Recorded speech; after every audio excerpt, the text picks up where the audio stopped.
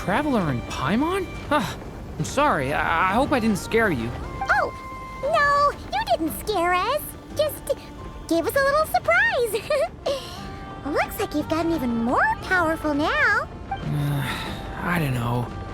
It just feels like it's gotten harder to control. I didn't mean to strike so hard. I'm so relieved you didn't get hurt. It's all good. We've had worse. No, don't worry about that. It's been very stable ever since I got this body. Albedo made sure of that. What you saw just now is something that only started happening recently. Maybe I'm still acclimating or something. I'm sure it'll clear up over time.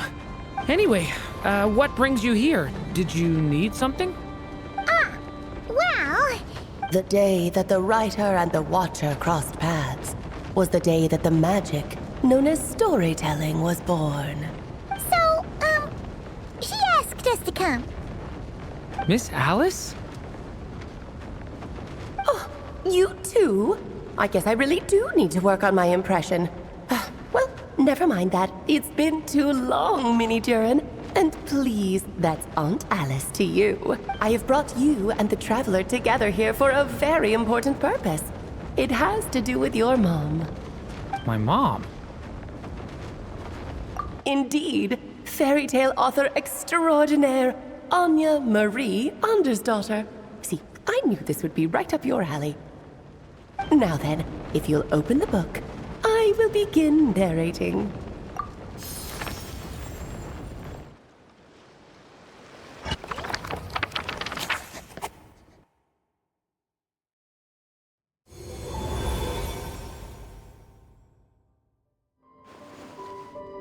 Whoa! What is this place? It reminds Paimon of Simulanka. The two are indeed similar. Both worlds were built using the same magic, after all. Aha! So it is Alice! Hello, Aunt Alice? Oh, no need to be shy. Just think of me as one of your mother's dearest friends. You keep talking about stories and magic. What's this all about? Simulanka 2.0 or something? Certainly not. Simulanka was a peerless masterpiece. Without the original author, it would be impossible to create a sequel, even for me. But you are right about one thing. Just like last time, I want to show you a work of magic that has to do with storytelling. What's this? This is your mother's dying wish. My mother's dying wish was a book? Let me answer that with a question. What do you suppose would be a writer's greatest regret? Have you ever read a book called The Little Witch and the Undying Fire? Oh, well, you're missing out. It's a wonderful book. It began as a little game at our tea parties. Each of us took turns writing the next part of the story. I wrote the first volume, then the other mages took their turns. Em was tasked with writing the final volume and tying everything up. But by the time everyone had finished writing their parts, Em had passed away. Oh, it was a terrible shame. A true tragedy. And that is the answer to my question. A writer's greatest regret is to leave a story unfinished. But all is not lost. I couldn't stand the doom and gloom of it all, so I went ahead and wrote an ending myself on her behalf. Then what's this book? This is the answer your mother gave to the same question. In her eyes, this was her greatest regret. She made me promise that I would bring it to you because she believed the only person who could resolve this regret is you. So my mother's greatest regret is another unfinished story? You could say that. And I guess resolving the regret means finishing the story? That's one way to put it. Oh, is a straight answer too much to ask for? Her answer was quite the opposite of what I'd expected. But oh, how touching it was. I'd love to tell you what she said, I really would. But that would spoil the plot, and we can't have that. Spoilers ruin everything. Oh.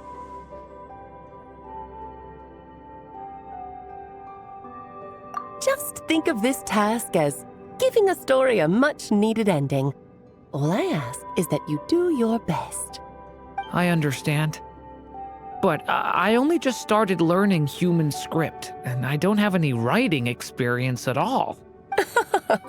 Relax. Why else do you think your dear aunt went and found you two such wonderful helpers? With their experience, you'll have so many story ideas you won't know what to do with them. So don't be shy to ask lots of questions. Yeah, if it's to help Durin fulfill his mother's dying wish, then we're in. Aunt Alice, could I ask, what kind of story was my mother hoping to write? I had a feeling this might come up, but that answer isn't mine to give. You'll have to find it yourself, here inside this book. Don't worry, we'll help you come up with loads of ideas. Yeah, let's find a nice spot where we can settle in and read through this thing. We could even get some snacks, too. Ooh, the actual process might not be quite the walk in the park you're imagining, Paimon. Why's that? Because when Em created this book, she borrowed my magic. In other words, it's not a book you can just pick up and read. It's a magical book. Its chapters are scattered through memories of the past. Gather them all, and the book will show you its secrets. So, where are we supposed to find these memories? Em left a trail of clues for each unfinished chapter.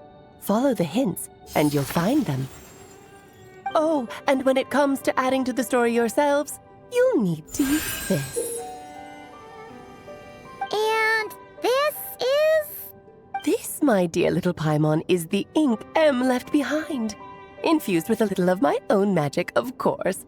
If you're planning on writing something inside the book, you'll need it.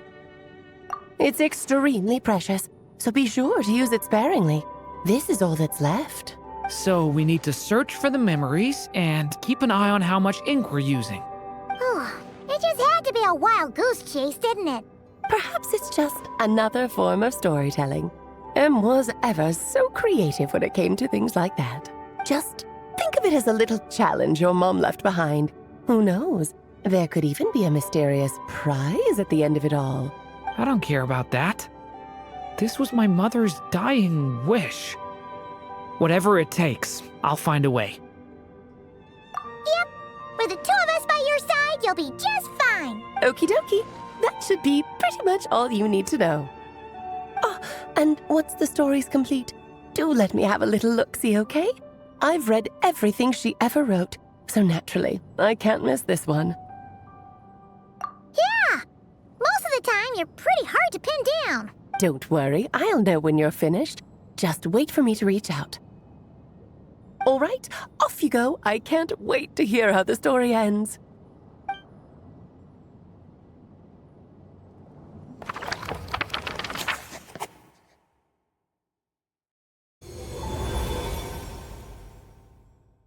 Oh, here we are again. Alice's magic really is incredible, huh? Right.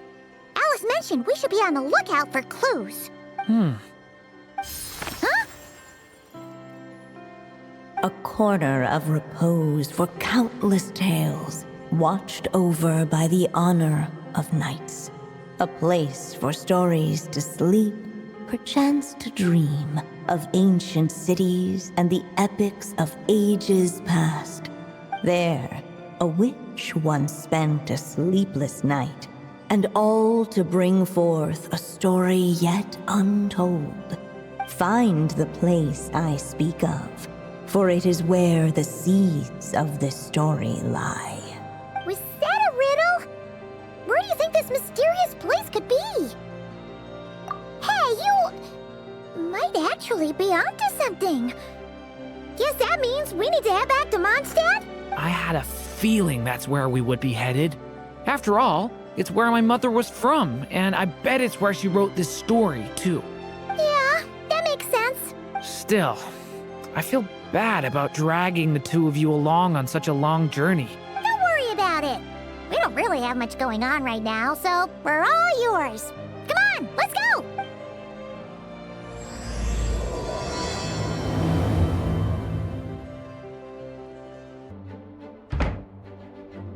Back in the Mondstadt Library, huh? Talk about a trip down memory lane. So, we're supposed to find the seeds of the story, right? What do you think that means? Well, we're in a library, so it's gotta be books, right? But seriously, there's so many here. How are we supposed to know which ones we need? Making a racket in a library? You should know better than that. Lisa! Oh, sorry about that. Now, who do we have here? Ah, my golden-haired cutie. And my little horn cutie, too. Sorry, Miss Lisa. I know you taught me to be quiet in the library, but Paimon was just trying to help. Please don't be too hard on her. Well, it has been far too long since we saw each other, so I suppose I can let it slide just this once. Back when he first arrived here, poor Jean wasn't sure what to do with him, so I stepped in to lend a hand. I figured, if I can handle a boy raised by wolves, then teaching one who's part dragon should be a walk in the park. Nice! Sounds like Durin was welcomed with open arms. Why, of course. Now, let's save the reminiscing for another time. I'm sure you're here for a reason. Did you need to borrow some books? It's kind of hard to explain. Maybe you could take a look at this. Oh?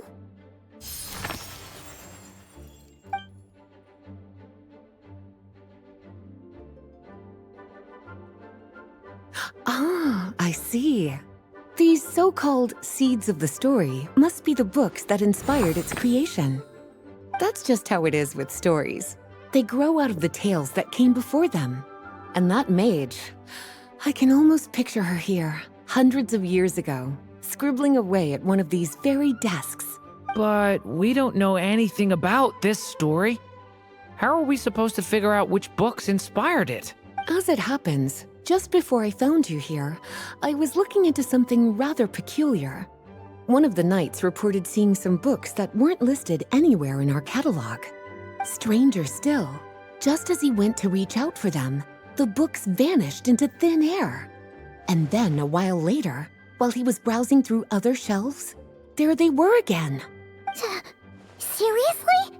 That particular knight knows this library inside and out.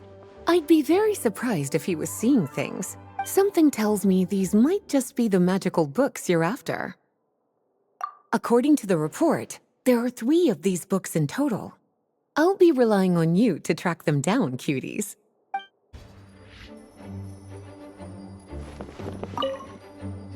Well, did you manage to find them? Seems like there's still some missing. Why don't you try checking the other shelves?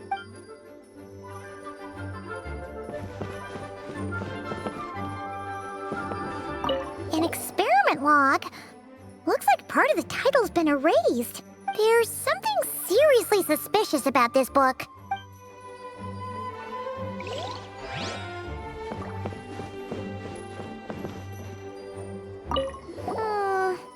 Let's hang on to this one for now. Could be one of the ones we're looking for. It's one of M's, after all.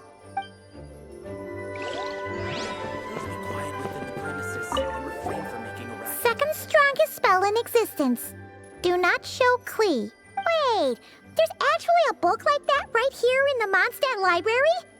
That title's just gonna make people even more curious. Huh. There's definitely something fishy about this one.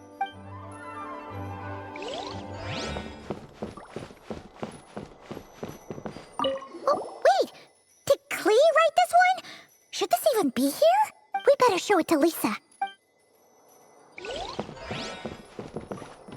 Kinda looks like a poetry collection. But why is part of the title missing? Let's see what Lisa makes of it. Well, did you manage to find them? This book definitely doesn't belong here. Yeah, we can tell just from reading the title. Albedo was the one who brought it in. He suggested I place it on the restricted list and keep it sealed away. Why? He said it's full of forbidden alchemical formulas. some of which could even result in the creation of dangerous monsters. Apparently, the danger it posed was so great, he didn't even feel like it was safe to carry around or keep it in his workshop. Really? Definitely sounds like it shouldn't be here then.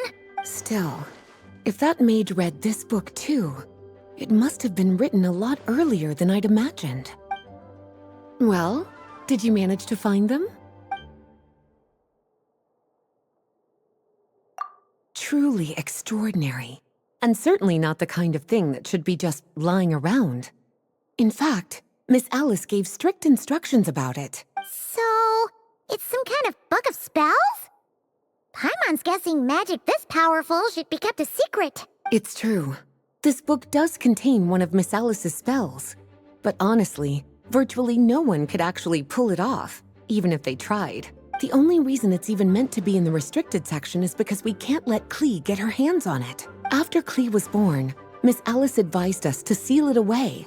She even added that little subtitle herself. So, it's to keep it away from Klee, huh? Does that mean she could use it to cause even more mayhem than she already does with Jumpy Dumpty? No, that's not it. As Miss Alice herself put it, letting Klee see it too early would spoil the surprise. Well, did you manage to find them? Yes, this is a restricted book, all right. It certainly isn't supposed to be here. Huh. But it looks like a regular poetry collection. How did it end up being classified as a restricted book? The issue lies with one of the poems inside. You've heard of the great battle that took place on Dragonspine, yes? 500 years ago, during the cataclysm in Conria, an evil dragon descended upon Mondstadt. A fierce battle with Dvalin ensued, but in the end, the evil dragon fell, and Dragonspine became its resting place. You're talking about Durin. The Durin of Dragonspine. Well, the poem in question turns the whole battle into a dance, with the evil dragon recast as an innocent child who came here in search of friends. But given all the suffering experienced at the claws of that dragon, how could the people of Mondstadt accept such a retelling? Bards are often accused of inventing history or distorting the truth in their ballads. But this one hit a bit too close to home. And since the knights back then were unable to track down the author, they decided to ban the entire collection, blot out the title, and seal it away for good. So the version in the poem, it was all a lie? I'm afraid that question is something only the dragon himself could answer. Well, would you look at that? Seems like these are the little troublemakers you're after. And all three just so happen to be forbidden texts. What kind of story requires reference material like that, I wonder? Forbidden texts? You know, the first time you mentioned that the library had a restricted section, Paimon thought you were just trying to scare us. Are you saying it actually exists? Not really something you should be poking your little nose into, is it, cutie? Sorry. Seeing as it was Miss Alice who asked you to look for these books, I won't question the matter. But they'll need to be sealed away again once you're done, so don't forget to return them. Don't worry, Miss Lisa. I won't forget. Well then, that's all from me. After all that hard work, I think I've earned myself a nice cup of tea.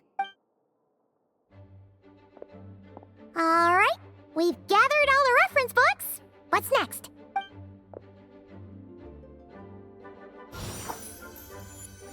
Wait, look!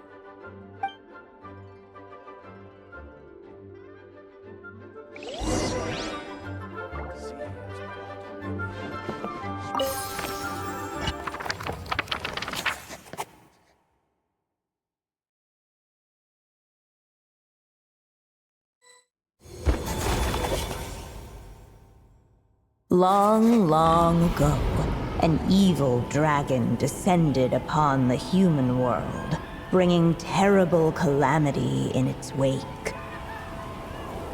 Bravely did the people resist, until at last, the dragon lay slain.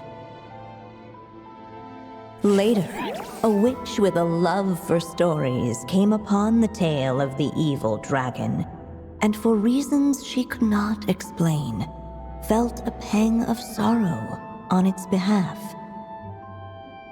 For she knew, despite its body being born of wicked alchemy, all along, the dragon's soul was that of an innocent child.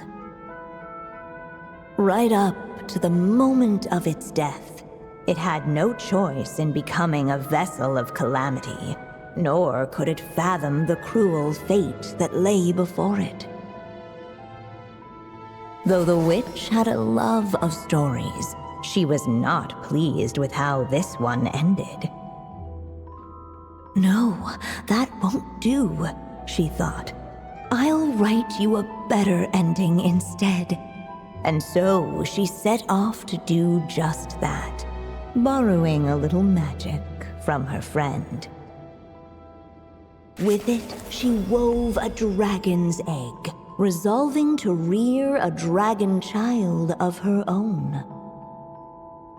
Yet long in thought she lingered, wondering what kind of world her little dragon ought to behold upon waking.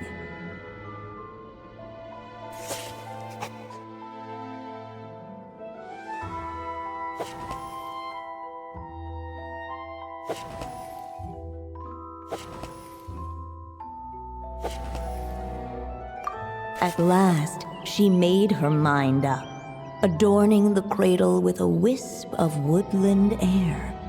Then, she quietly waited for the egg to hatch.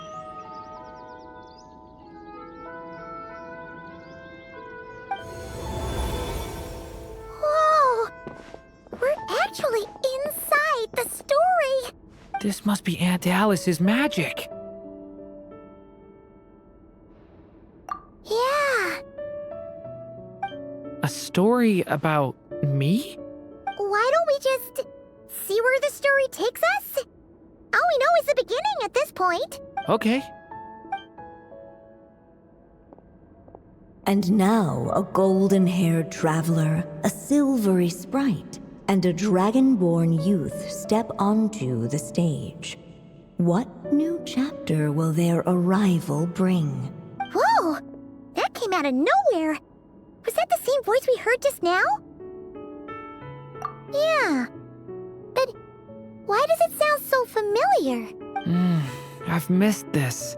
It's just like the stories my mother used to tell me. You mean... Em? She used to tell you stories? Yeah, she loved it. Back when she was still alive. Sorry, we should focus on what we're here to do. So, now that we're in the story, what's next? The dragon youth wondered aloud. Yet all he could do was wait for the story to unfold. Of course, there's something to be said for helping it along. Perhaps a little exploration could prove fruitful. Oh! Is that a hint? Yeah, I agree.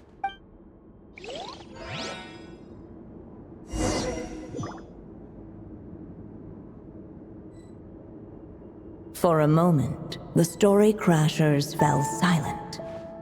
Perhaps waiting around wasn't such a bad idea after all.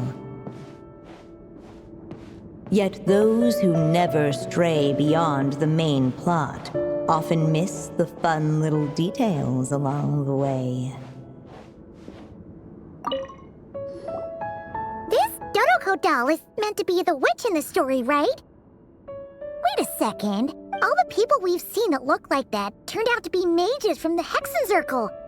Do you think the witch in this story is one of them too? My mother had a hat just like this. Then, the witch must be Em.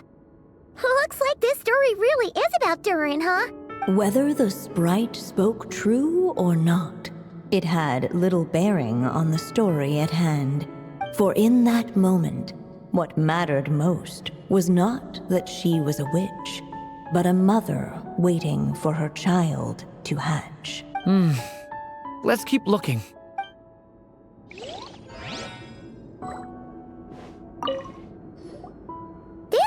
All the people we... My mother had a... Then...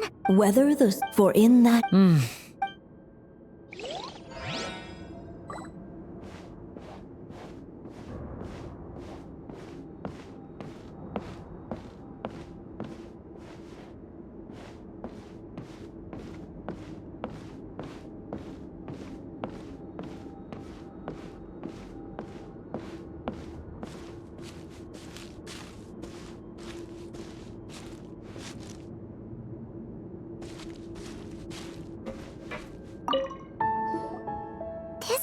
dragon egg, right? Looks like it's gonna hatch any moment now. So we've got a dragon egg about to hatch, a witch who loves stories, and that evil dragon we heard about at the beginning. Yep, it all adds up. This is my story, isn't it? Okay, so how are we supposed to help the story along? It feels like all we can do right now is wait. Apparently, it hadn't dawned on the group to look for a way to help the egg hatch faster. Oh, right! We're at the point in the story where we're waiting for the baby dragon to hatch. So that has to happen before the story can continue. With the flames at his command, perhaps the dragon youth might be able to provide the egg with sufficient warmth. What? You want us to roast the dragon egg? The silvery sprite's surprise betrayed her lack of reading. For in countless tales, it is told that only by fire's embrace will a dragon's egg hatch swiftly. Huh, you kinda have a point there. Okay, I'll see what I can do.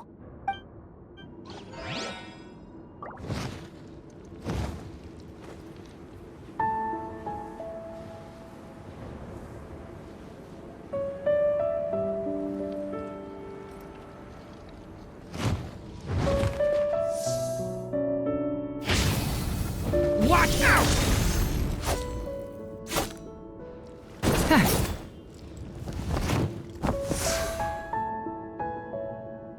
The story has only just begun!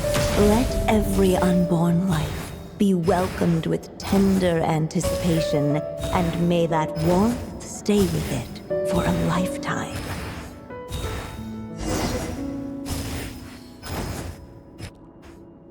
At last, under the witch's expectant gaze, the little dragon broke free from its shell. No living being has ever decided the moment of its birth. You were no exception, my child. I brought you into being because I willed it so, just like the witch who created that evil dragon. But I promise you this, your birth was wanted. You are loved, and you will have a different fate than the dragon that came before you. You've never told me those things before, but for some reason, I always knew. Thank you for bringing me into this world.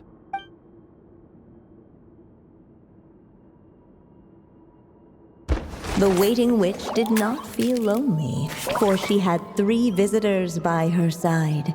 Together, they beheld the hatchling's first breath of life.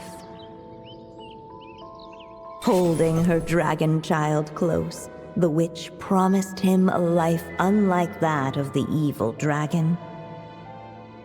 And so, nestled in his mother's warm embrace, did the little dragon's story begin.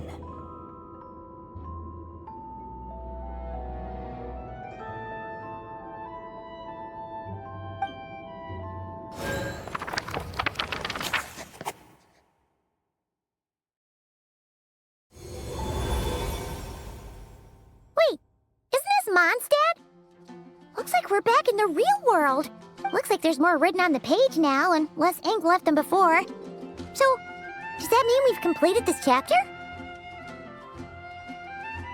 Yeah, but why does M seem to think that the story isn't finished yet? Durin broke free from the curse, came into this world with a new body, and even made a bunch of new friends. That already sounds like a happy ending to Paimon. True. Everything's always so mysterious with these mages. Guess all we can do is wait for more clues. Huh.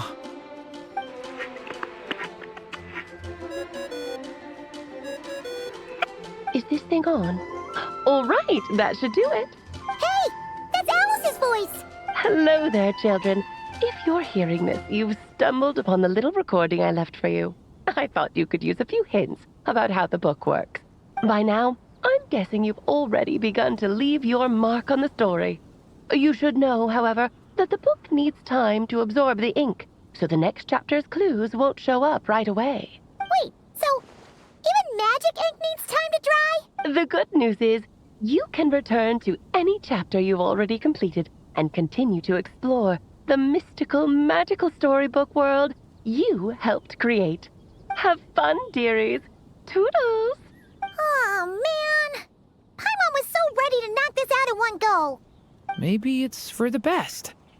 Sooner or later, we'll end up being whisked off to another world again, and if that happens, who knows when we'll be able to come back. So it might be good to take a break while we can.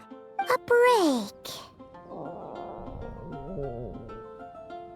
Yeah!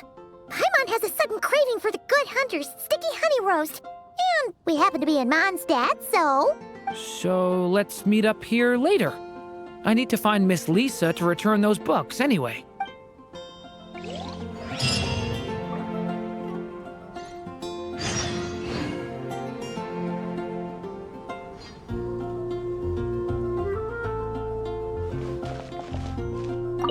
Aunt Alice said we can return to the story world at any time. If you feel like checking it out again, just come find me.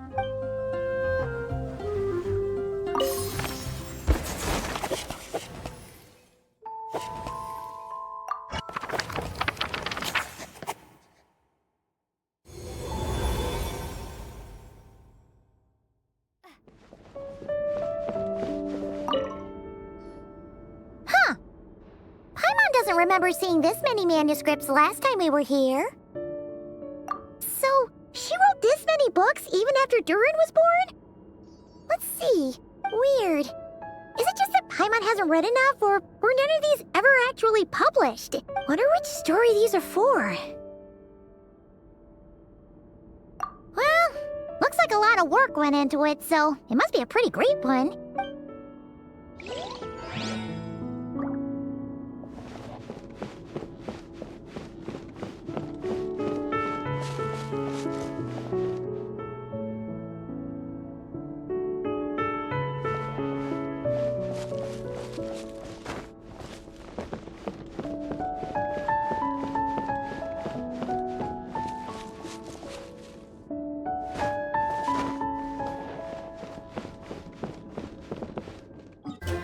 Hey, Durin! Any more clues for us? We're all set for the next chapter. Yeah, I was just about to come find you. Let's see what it says. Now sprout to life the story's seeds, stirred by wind-borne melodies. Then on that breeze the music leaves, fading into distant memories. Seek the place where wind and tale entwine, and once there, make 3 riddles into verse, and 3 melodies into song. For in poetry and song will this story start to blossom. Come on! Another riddle? All that talk about wind and melodies? What do you think the answer could be? Oh! Care to elaborate? Wind? Music? Poetry? Tone-deaf bards gotta know the answer. You mean Lord Barbados? Albedo introduced us when I first arrived in Mondstadt. I mean, someone like me was bound to catch his eye sooner or later. It's better that it's out in the open anyway. Now, how should we track him down?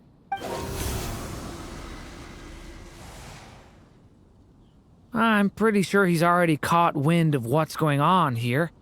Why don't we just see where the wind takes us? Ah, right. He definitely makes it easy to forget he's a real god sometimes.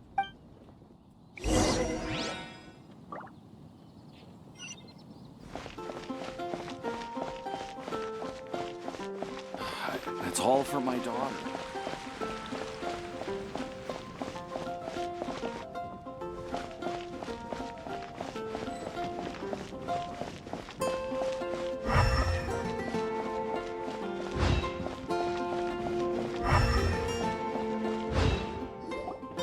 Traveler, Paimon! What a sight for sore eyes! Ah, and the little dragon from the fairy tale world. I heard your voices calling out to me on the wind. Something about needing help with a riddle? Sorry to disturb you, Lord Barbados. Disturb me? Not at all. To tell you the truth, I'm just as curious about this riddle as you are. Let me take a look.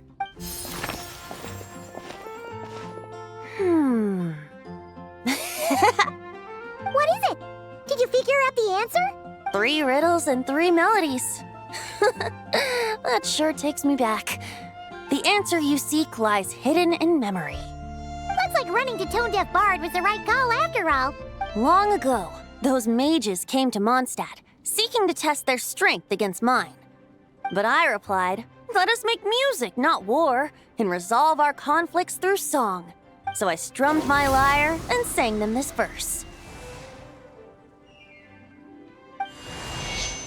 Oh wind, welcome now, my guests. Pass through verdant leaves unseen, where shape your formless self may take, and offer up a graceful scene, a fleeting gift for welcome's sake. Leap at the edge of a sea of clouds, where land meets sky and sky meets ground. There frighten off the noisy crowds and bring my guests a calm profound. Fly beneath the stars up high, where mortal noise is swept aside, that my dear guests with starry eyes may share the dreams they hold inside. Now go to where I vowed to keep a quiet spot for them to sleep. No clash, no contest bars the way, just tea and mirth to fill the day. There you have it, the 3 melodies. As for the answers to those 3 riddles, I trust you can guess them by now. The woods, the edge of a cliff, and the sky? Correct. Funnily enough, your mother was also the first to solve it, all that time ago. There must be some kind of special rapport between those who write stories and those who sing them. The woods, a cliff, and the sky. Oh! So that's where it is! I suppose the spot that answer points to is where you're headed next. You should know, after solving my riddle, the mages even accepted my proposal and made that location their official meeting spot. And going by what your book is suggesting, once you found it, you might want to try playing the melody I just shared with you. Guess you can be pretty reliable when it counts, huh? Great Animal Archon? Thanks for the help, Lord Barbados. Still got questions for me, huh? Yeah, you must have read countless tales in your time, being a wandering bard and all. In your experience, why might an author consider a story unfinished? Unfinished? Well, I guess if there's something left to accomplish in the story, or, if the last line goes, to be continued. Huh? Wow, your helpfulness lasted for like 1 second. In all seriousness, I would think the answer to that question lies in your mother's story itself. It's not my place to pry any further. All right then, we should get going. I wonder when their next meeting will be. Okay, we're here! Now, we just need to play the 3 melodies, and we should be able to gather the memories for the next chapter, right? A musical performance? Huh. Out of all the things Miss Lisa has taught me, that's the one I'm worst at.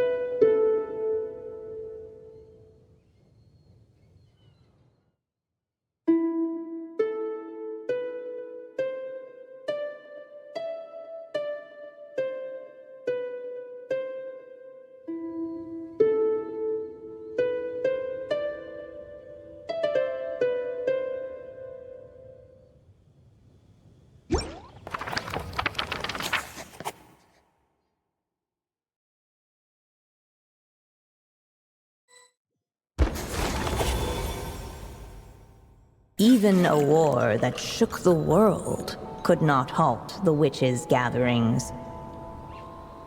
Yet even so, with the passing of time, 3 of their teacups no longer came to be set. The witches did not linger long in sorrow, for the Story Witch had brought glad tidings of her own. Born was her dragon child, safe and sound. Her fellow witches offered up their blessings, eagerly debating how to celebrate the child's birth.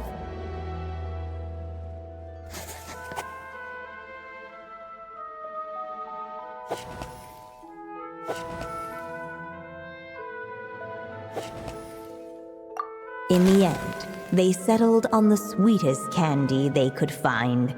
After all, what could be sweeter than the arrival of new life? And so, the witches' gathering turned into a birthday celebration.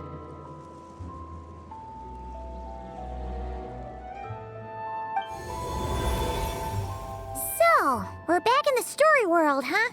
As if from nowhere, new guests appeared at the witches' table. Perhaps they too had come to celebrate the dragon child's birthday. Yet while everyone else was busy thinking about what kind of gift to offer, these 3 seemed to have come empty-handed. Hardly the recipe for a warm welcome to a birthday party, now is it? A gift? Hey, what's this all about? We only just found out this was a party! While the guests voiced their complaints and grievances, perhaps they should have been wondering what kind of gift to give instead. So, we need to bring a gift to advance the story? But where are we supposed to get something like that? Perhaps it would be a good idea to have a look around. Why didn't you just say so?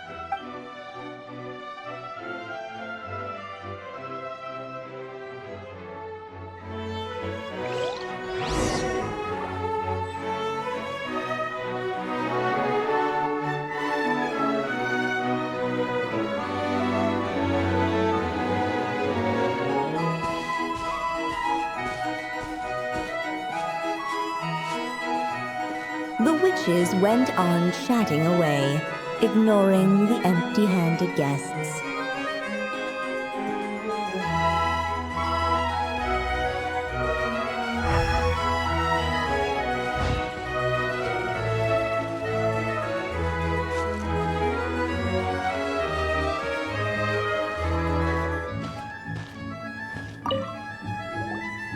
Hey, is that the other Durin? Hey, Mini Durin! Nope, no reaction. Seriously, did he doze off at his own birthday party? Brought to life by the witch's magic ink, the dragon child played with animated glee each time the tip of her pen danced across the page. Yet she could not spend all her time writing. For the upcoming witches' gathering, she had no choice but to set down her pen. But before doing so, she wrote one last line. So did the child drift off into blissful slumber. Huh, that's a bit convenient. Strange. I don't remember ever being at any of the mages' gatherings. When exactly was this birthday party supposed to have happened? No wonder you don't remember. From the looks of it, you were probably fast asleep at the time. The witches went on chatting away, ignoring the empty-handed guests.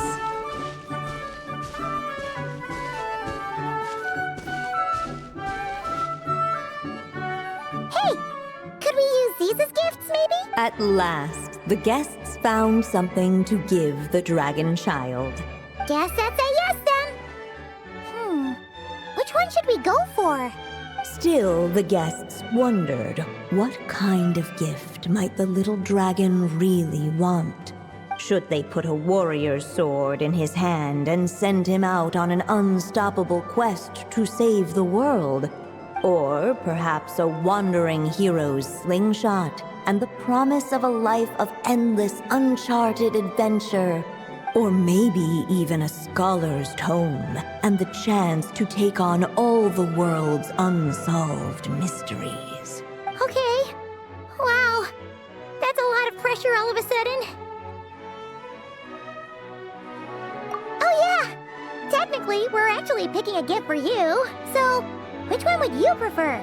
You want me to choose? Wow, this feels kinda special. How come? For as long as I can remember, I've spent most of my time living in the stories my mother created. I always thought my mother had everything written out for me already, just like the toy figures in Constellation Metropole. What I wanted to do with my own future. Huh. That's something I've never really thought about. What did I want back then? Ah. This is the first time I've ever asked myself that question. Sounds like this is the perfect opportunity to answer it then. It's been a while since you left Simulanka, and after everything that's happened, it might be about time to start thinking about your future. Then let me give it some thought.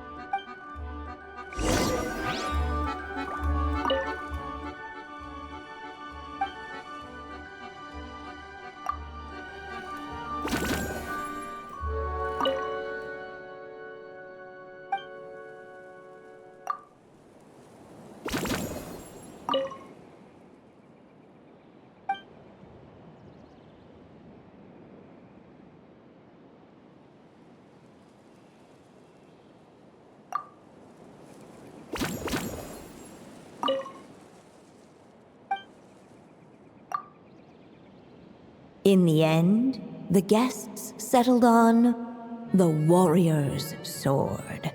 So, your dream is to become a warrior? I just really want to be able to keep people safe. If my time in Nodcry taught me anything, it's that a lot of problems in this world can only be settled by strength of arms. As long as I can help people, that's enough for me. Really? But I don't think it's enough.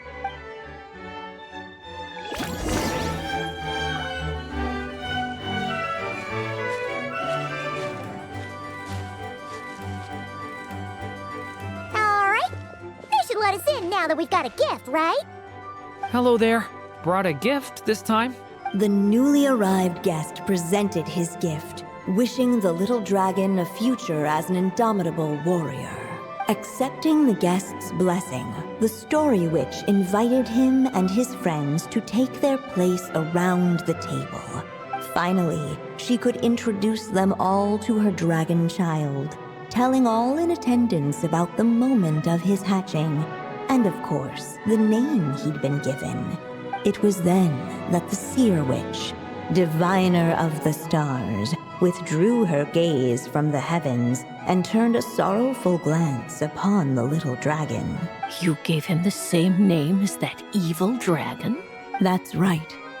But the life I intend for him shall be very different. What folly to love so blindly. For as you must know, a name is the mirror of destiny itself. He who bears an evil dragon's name must also inherit the fate of its previous owner. His fate has been foretold.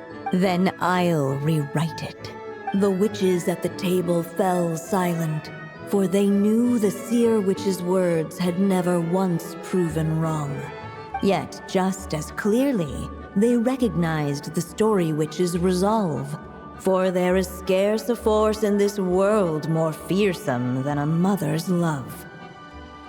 At last, the Merry Witch stepped forward, dispelling the uneasy silence. So be it. Then we'll all lend a hand. Together, we shall rewrite this child's fate. You mean to defy one of the fundamental rules of this world? I refuse to be shackled by such rules. Besides, this is a witches' gathering, is it not? What could be more fitting a subject for this occasion than to defy them. Oh? Sounds like an interesting experiment.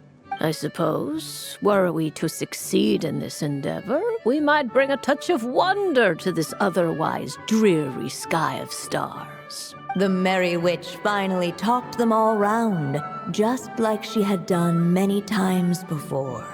Warm and strong as the sun she was. So much so, in fact, that those who her light shined down upon had no choice but to bask in it. And so the witches readied their gifts, 3 marvels of the cosmos. For this child, I shall decipher the ravings of the heavens and lay bare before him the trickery of fate. For this child, I shall leave a formula powerful enough to unravel the very origins of this world, that he may seek another solution for the conundrum of his life. For this child, I shall call upon wondrous magic to make possible his impossible wish. All the Story Witch had was the pen in her hand, yet with the love that flowed from it, she resolved to bring forth a marvel of her own. For this child, I shall leave behind the last story I will ever write, and with it, a path to an ending yet untold. With the witch's blessings given and received, the little dragon's fate at last began to turn. In the midst of the dragon child's birthday celebration, the seer witch proclaimed her prophecy. The child had been given the evil dragon's name, and with it, the burden of its fate. But hearing this, the Story Witch vowed to rewrite it all, for such was her love and resolve. And so the other witches offered their gifts in turn, marvels as rare as any in the cosmos. Together, they sought to test one of the fundamental laws of this world, in part to support a mother's love, and in part to sate their own curiosity. Oh, and I almost forgot. Our new guests came bearing blessings of their own. Who knows? Perhaps this extra bit of courage might be all the little dragon needs to change his fate.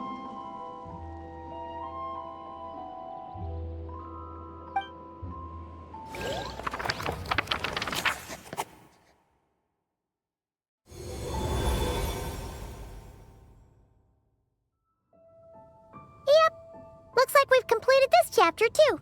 Those witches in the story were the mages of the Hexen Circle, right? They sure seem to care a lot about you, Durin. But, Paimon kinda had trouble following their conversation. Just a bunch of mystery, as usual. The evil dragon's fate. Oh, is that what you're worried about? But didn't we already take care of that? Ah, the mages must have had a hand in that, too. Also, I was just thinking, which part of the story are we even meant to be completing? Oh,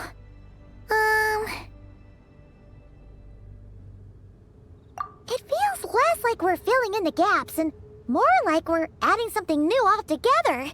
But we use the ink, right? And the book hasn't given us any more clues, so that must mean our task is complete. At least for now. Yeah, I guess we're doing something right.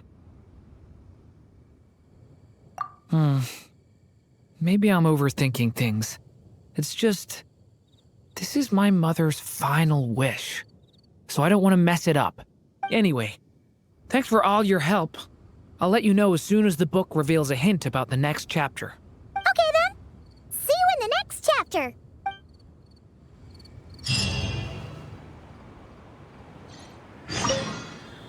I think I'm gonna stick around, take my time reading through this book.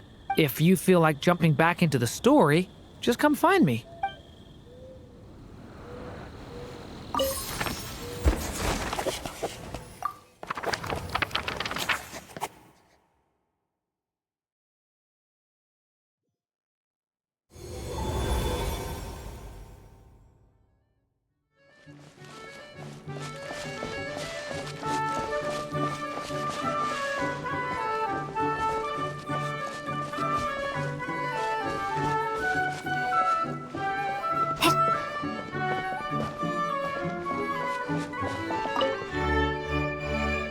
of late, the Tricksy Witch has nearly the entirety of the snowy lands in her grasp. Now none but the Tsar can command her submission. Such a pity that she can no longer spare the time to join our gatherings. Tell me, does the Wander Witch still roam among the stars? Who can say how long we'll have to wait for her return? I had hoped sharing all the fun little stories from our gatherings might entice her to remain. Then how about the Memory Witch? Does she still walk the mortal realm? Yes, she has that secret mission of hers to accomplish, so she couldn't make it to our gathering. But she doesn't seem to regret her choice, so naturally, it's not my place to pry. As rare a chance to gather as this. And yet, almost half of us are absent.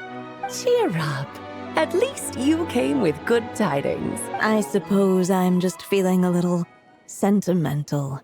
After all, there will come a day when I, too, am among those absent at these gatherings.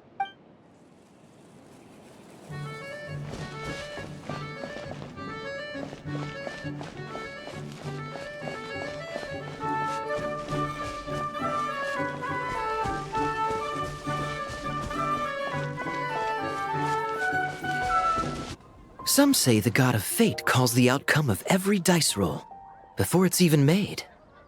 And that's why the secret to winning a lot of games is having that god on your side. Your luck is amazing, Kaya. Your turn. Give it another shot. Fear not, O Crimson Dragonborn, for I, the Princess of Ertalang, have bestowed upon you the benediction of the midnight hour, and with it you shall surely smite this usurper. Mein Fräulein means to say she's rooting for you in secret. Oh, and that you must, at all cost, defeat the one who snatched her limited edition card back.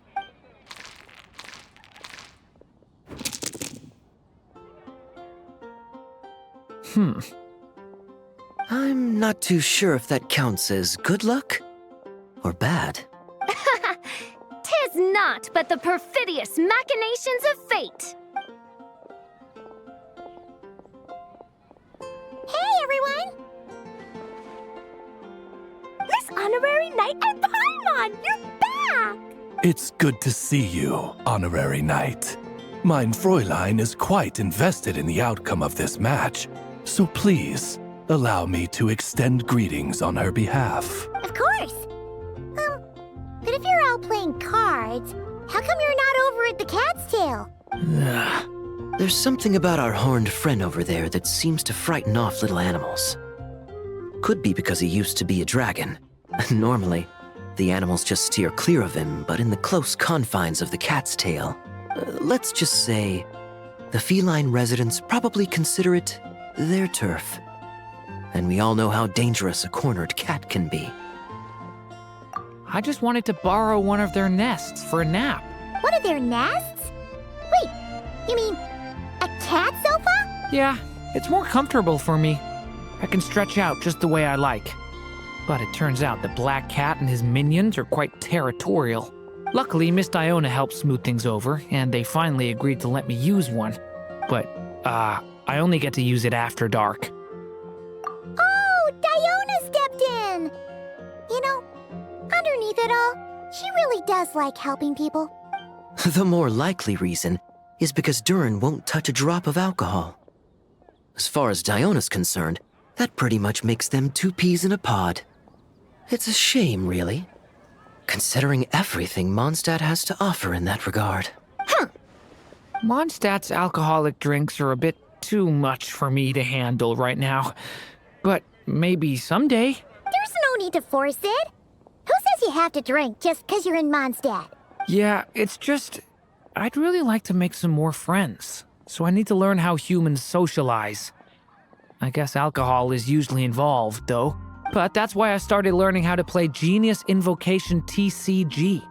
It's also a kind of social activity, but it doesn't involve drinking. And I've been lucky enough to receive the guidance of the Prinzessin de Verurteilung herself. Exactly! Who needs alcohol when you can make friends playing card games?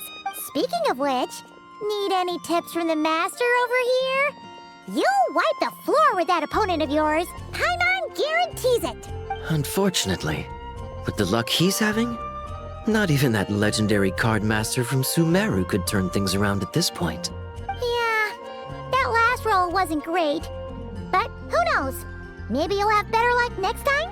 He keeps getting the exact same roll over and over. This is the third time already. If there really is a god of fate, they could have cut this kid a bit of slack. Like, I don't know, make it possible for him to roll at least one other side of the dice? I think I've lost. Must even a dragonborn, sanctified by the power of benediction, succumb to fate's insidious snares? Don't be sad, Durin. You'll definitely win the next round. You can even borrow Dodoko if you want. Mom says she brings good luck. Thanks, Klee, but there's something more important I need to take care of now. Oh, okay. So, the book's given us another hint, right? Yep, and I think I've guessed where we're headed this time. Come on, follow me. Not every day you're back in Mondstadt, huh? Care to grab a drink if you're free? Miss Honorary Knight and Durin, are you heading off on a big adventure? But Master Jean said I can't leave the city today. Promise me you'll tell me all about it when you get back, okay? So be it. Such are fate's accursed wiles. In what sort of castle might a storybook dragon dwell? The witch turned to a mighty dragon born upon the wind to seek her answer. From afar, she beheld a solitary castle, standing lonely beneath its wings, and wrote it into words. Its walls kept out the wind and rain, yet also cast a solemn shadow. Enveloped by their shade, the story's boughs were lulled into a torpid slumber and reached no further skyward. So that's the clue. I think we're meant to find a place where dragons live, and this time, in the real world. I asked around, and it just so happens that there's a place like that in Mondstadt. Yep, that checks out. I've heard that the dragon here is called Dvalin, and that he's a magnificent creature. I hope I get the chance to meet him. Wait a second. Do you think having the two of them meet is the best idea? You know, considering everything that happened in the past? How would we even explain everything to him? Well, if we do run into Dvalin, it should turn out okay with us there at least. Is something wrong? Nope. Let's go! So, this is where Dvalin lives? Yeah, right into the middle of a raging storm. If you're afraid of getting blown away, Paimon, you can always hang onto my sleeve. This isn't Paimon's first rodeo. Come on, let's get going!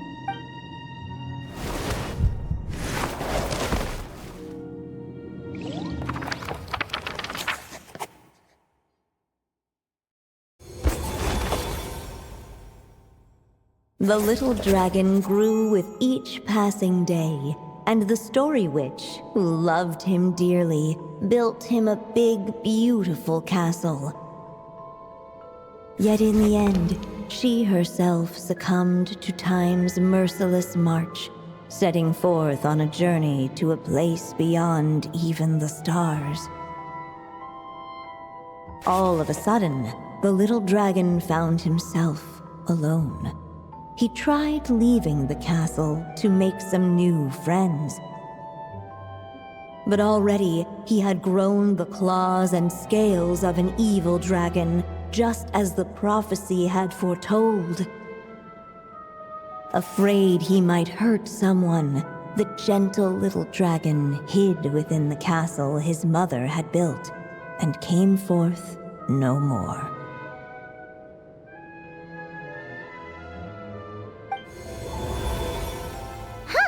Looks like we're back in the story world. And And from the sounds of it, this chapter must be about Simulanka, right? Yeah, like the fairy from the Forest of Blessings, the king of Constellation Metropole, that cat lady who turns into a box. Ah, yep. That would be Nilu, Navia, and Kirara. Oh, and there's Hat Guy, too. Only lately, whenever I see Hat Guy, I get this strange feeling. What kind of feeling? It's like there's something on his mind.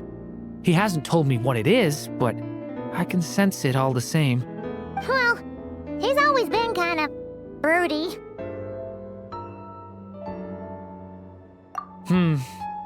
I guess I should focus on fulfilling my mother's final wish for now, though. Yeah, we should get started on this chapter. So, let's track you down and free you from fate's curse once again. That day, a small band of adventurers suddenly arrived beneath the castle walls. They promised to help the little dragon cast off the curse of fate. Yet as they stood beneath the castle walls, it appeared they had no idea how to even begin. Hey, instead of making fun of us, how about giving us a hint? The little dragon had shut himself inside the tall tower at the castle's center. Anyone who wished to reach him must traverse the barriers that wall off his heart, for there is no other way. Looks like we're in for another long one.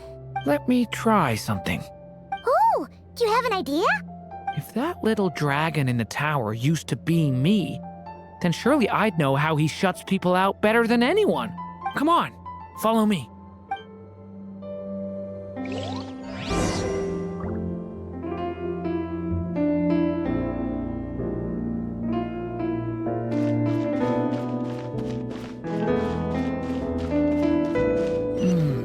That telescope. I've seen magical tools like that before. It should come in handy.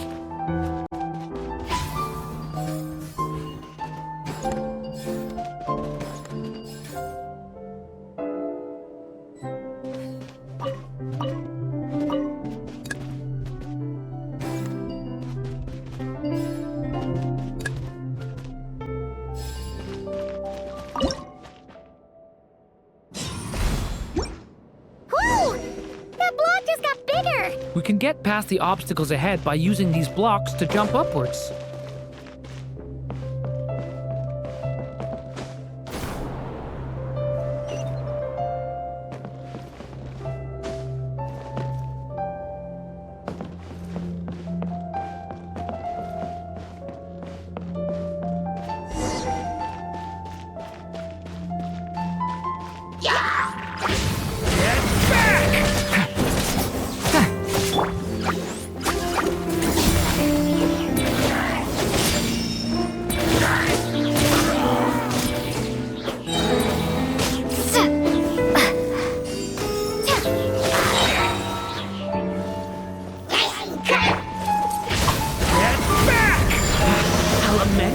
For the end!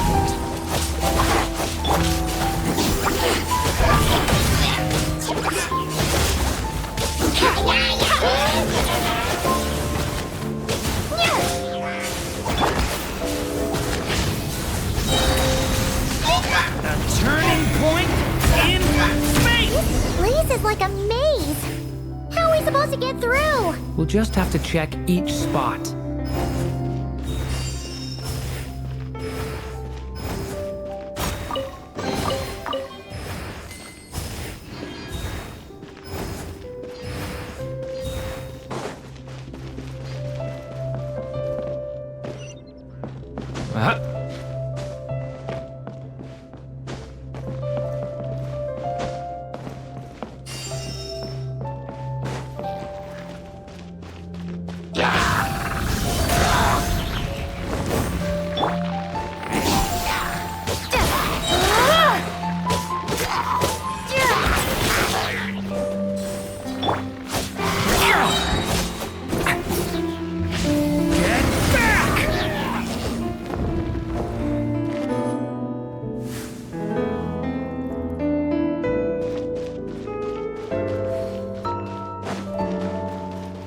able to use this block somewhere.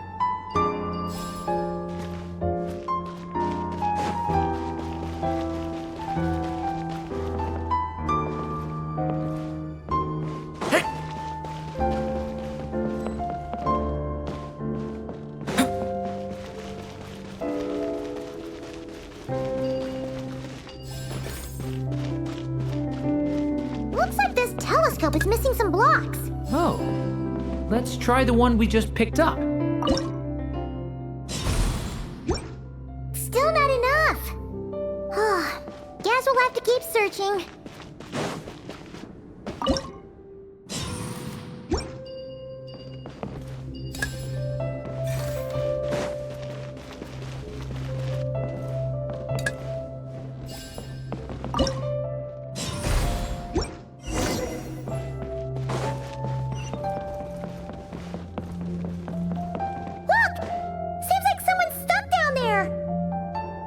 Should they continue towards the tower, or plunge into the shadows to rescue those in need? A difficult dilemma indeed. The path to the tower is up ahead. We better stick with Durin. It's so dark here. Hey, there's a fire over there. Let's go check it out. Wait, is that? A little pixie that can fly. Are you here to help the dragon break his curse too? Oh, what's this? More brave adventurers bold enough to set foot in this castle? Come, join the ranks of your liege's guard. Nilu and Navia! Nilu? No. I'm a flying squirrel fairy. And I'm a giraffe king. Not this Navia you speak of. That's right. Oh, and don't forget Catbox Lady. Are you friend or foe? Friend!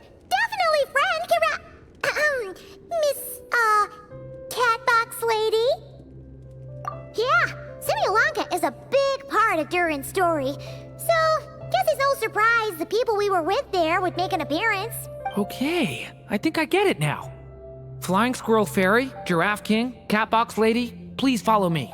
The shadows cast from the high walls of the tower were manifestations of the dragon's loneliness, barring the path of any visitor who wished to be his friend. The group of brave creatures sought to aid the little dragon in lifting his curse, yet without light to lead the way. The group was trapped, waiting on a miracle. These shadows are blocking our path. It seems like the little dragon is afraid to meet us. If only we had more firelight. But you three don't seem to fear these shadows. Why? Because I carry more than enough firelight for all of us. Besides, even though we're here to complete the story, who says it can't look a little different this time? Before I met you all, I was so sure I'd never make a single friend. I pushed away anyone who tried to get close, until some kind of miracle brought you to me. This time, allow me to return the favor. I'm not sure I followed all that, but you want to help the little dragon break his curse too, right? Yes, so please, come with me.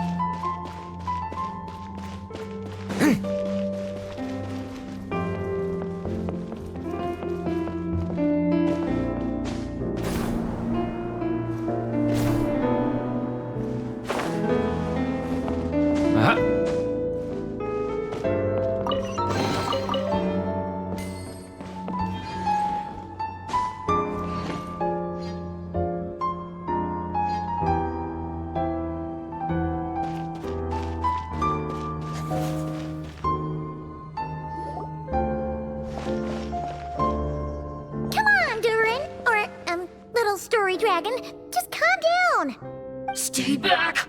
I don't want to hurt you. Loneliness and fear had built a cage around his heart, shutting out all who would look upon him. And thus, all the adventurers could see was his shadow. Don't worry, we can help you! Don't come any closer! And that was the last the little dragon spoke. Oh, how are we supposed to persuade him if he won't even talk to us? If you can still hear me, please listen to what I have to say. Your claws and scales aren't some kind of inescapable curse, you know? You'll overcome it one day and make lots of new friends.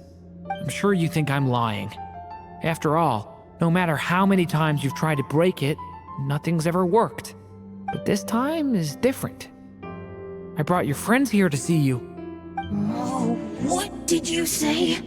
Hi, little dragon. I'm the Flying Squirrel Fairy, and I'm here to help you lift your curse. Will you talk to me? And I'm the Giraffe King. Don't be afraid, little one. We're not afraid of you. I'm just a cat in a box, but I'd very much like to be your friend too. These are my friends? Yeah, they're your friends in the future you've been trying to avoid. I can promise you that. They're reaching out, so you just have to ask yourself one question. Do you accept? After a long silence, heavy footsteps echoed from the tower's shadows. But still, the one who made them refused to step forward. Though the cage to his heart had been unlocked, the little dragon remained ashamed of his claws and scales. How can I face my friends like this? Don't worry, little dragon. We're gonna offer up our blessings and make a wish to the goddess of fate to release you from your curse. Yeah, just like last time! Make a wish? To the goddess of fate? At that moment, the merry witch made her entrance. Hello, little one. Don't be afraid. With the blessings of your friends, your wish shall be granted. Alice? Wait, you're the Merry Witch from the story? Correct. It is I, the Merry Witch, creator goddess of this realm. And it just so happens the goddess of fate is none other than my dear friend, the Story Witch.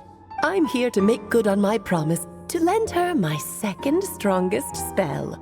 With this spell, she'll have the power to create an entire world. So naturally, granting your wish won't be a problem.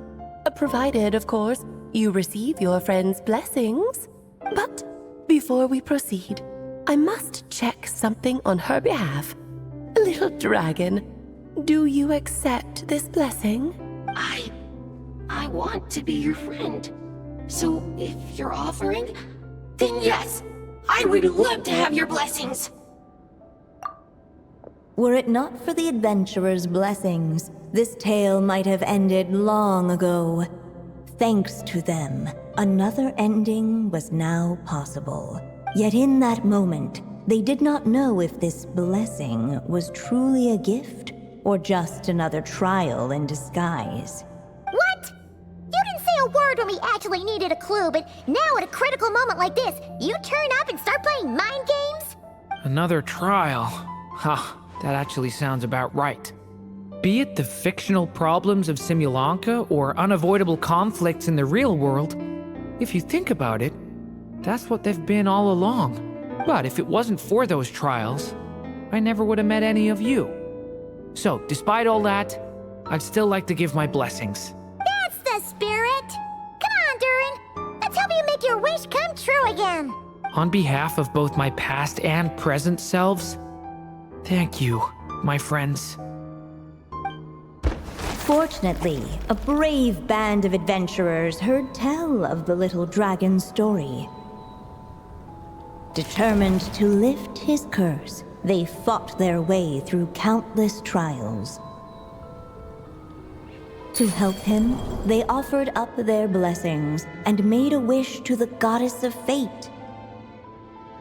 At last, their wish was granted. Shaking off his scales, the little dragon stepped out of the tower's gloom. But his time in the world beyond the castle would soon teach him this gift would bring blessings and trials of its own. And as far as the little dragon was concerned, the tricks of fate had just begun.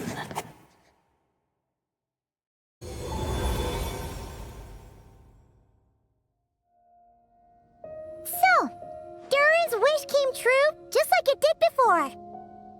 If this story was written by my mother, then surely that was the last chapter we just completed. Oh yeah! So, in other words, we finished it! Looks like that's a wrap on Alice's task, and there's even some ink to spare. Guess we'll have to wait for her to make contact, like she said. So, my mother's final story has finally come to a close. Sounds like you're a little sad to see it end. Back when I was still living in Simulanka, I was always under the illusion that my mother had never truly left. Every day I spent immersed in that world. It felt like she was right there by my side, still reading me bedtime stories. But now... Durin! That's right! And you've got so many other friends waiting for you back in Mondstadt! Yeah. Speaking of which, after all that flying around, Paimon's starting to feel hungry again. So, why don't we head back to Mondstadt? Perfect excuse for a big meal with the rest of the gang. Now that you've fulfilled your mom's final wish, a little celebration seems in order, right? It's just a pity we never got to see that big, beautiful dragon. You were really looking forward to meeting him, huh? He might not be here all the time, but Paimon's sure you'll get a chance at some point. All right, no worries. Anyway, since this feast is to celebrate me fulfilling my mother's final wish, I guess it should be my little treat. Pretty sure that's how humans do it, right? Nuh-uh. This one's on the Traveler and Paimon. Celebrating each other's achievements is what friends are for. Honestly, when it comes to who treats who, human rules are so complicated. See? He wants to be friends with you, too. But the moment hasn't come. At least, not yet. In any case, the story should have a better ending this time, don't you think?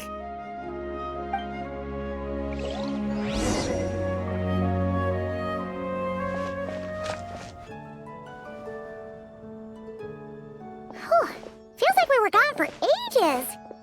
Hopefully, everyone's still here. So, your adventure was a success, huh? Want to grab a drink to celebrate? Absolutely not. No booze allowed. This honorary knight, Durin! I want to hear all about your big adventure.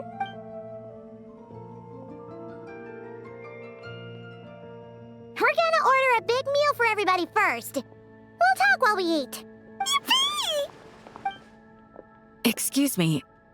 Did I hear you call him Durin just now?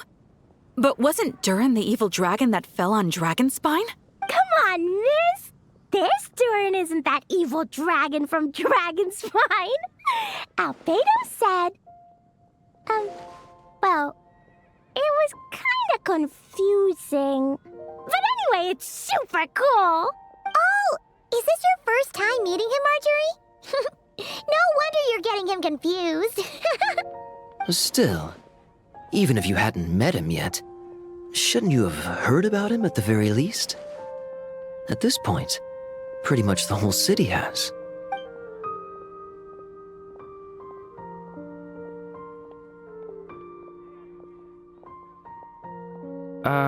Why is everyone... So, what exactly is his connection with the evil dragon? Wait, but those horns on his head...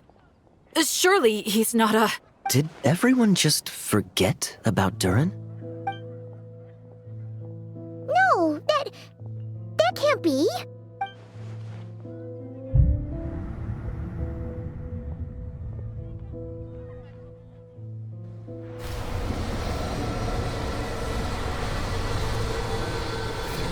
The tricks of fate had just begun.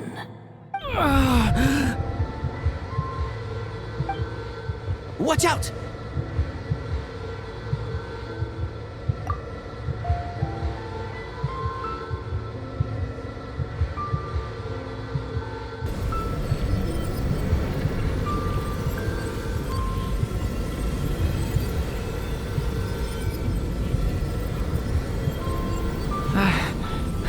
one got hurt. Did they? Durin! Durin!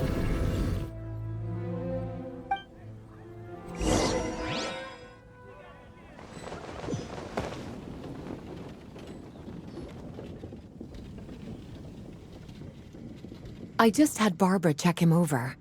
He's not badly hurt, but he seems to have burned through a lot of energy fending off some kind of dangerous power. He'll need some time to rest before he wakes up. So, can someone explain what's going on here? It seems like, aside from Durin's close acquaintances, the people of Mondstadt have forgotten everything about him. How could that even happen? Worse still, the abyssal power within him is showing signs of extreme instability. Could be a separate issue, though. I'm not sure. If the abyssal power inside him spirals out of control, Mondstadt will be in grave danger. I completely agree. All right then. As acting Grand Master, I'll send a letter requesting Albedo's immediate return. Until then, the Knights will watch over Durin. That's pretty much all we can do right now. Also, allow me to look after this book for now. If you need to consult it, just drop by my office. Do you think the book might have something to do with what's happening? It's just weird that Alice still hasn't contacted us. Maybe we should head back inside the book and take another look.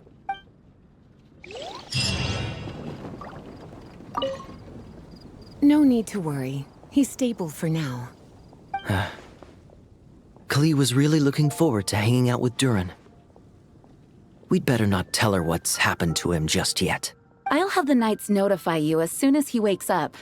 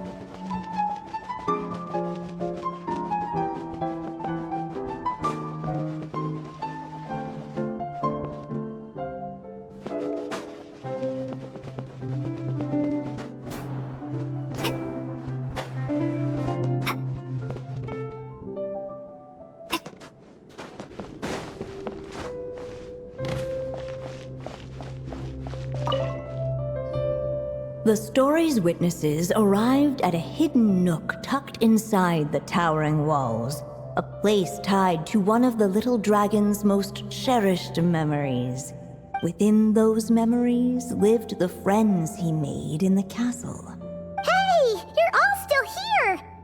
Guess that's proof that Durin's friends from Simulanka really do hold a special place in his heart. Hello again, golden-haired traveler and silver pixie. How fares the little dragon on his journey? What? But I still remember him. I haven't forgotten him either. Neither has this cat in the box. That's good news! At least Durin's friends still remember him. Okay, we'll just have to find a way to help everyone else remember him too. Oh, wait. Are we missing someone? Ah, you mean that stray cat. He doesn't want to see the little dragon. And he's been hiding from the rest of us, too. Seriously? What's his problem? He won't tell Durin what's bothering him in the real world, and now he's hiding from him in the story world, too. His hiding spot's over there, but he won't talk to us. Maybe you could try instead? Hey, Mr. Wandering Tom! How come you're hiding from the little dragon? You came all the way over here just to ask me that. Ha! So you can talk! You just said it yourself. A lot of people don't even remember him. Yeah? So? So don't let him get anywhere near me. What's that supposed to mean? Hey! Ugh! We're getting the silent treatment again!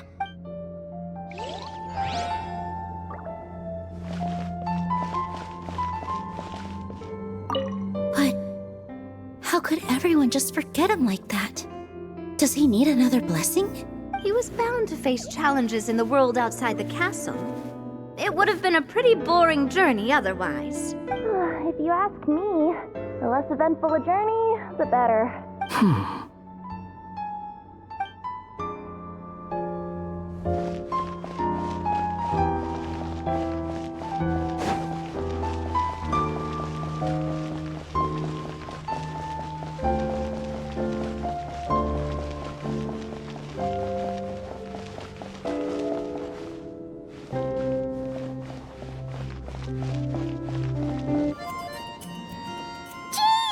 Hello, you two. I'm glad you got my letter. Durin's awake and waiting on the bench over there. I'm here if you need help. Just give me a shout. Don't worry about us. We'll be fine. Oh, hey, you two.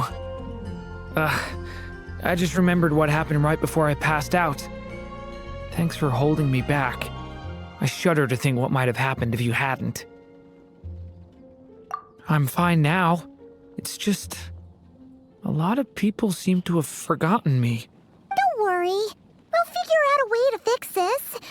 Why don't you start by telling us what happened? It felt so strange. After I realized no one recognized me anymore, I suddenly felt like I'd completely lost contact with my body. Abyssal power lies sealed within this body I inhabit.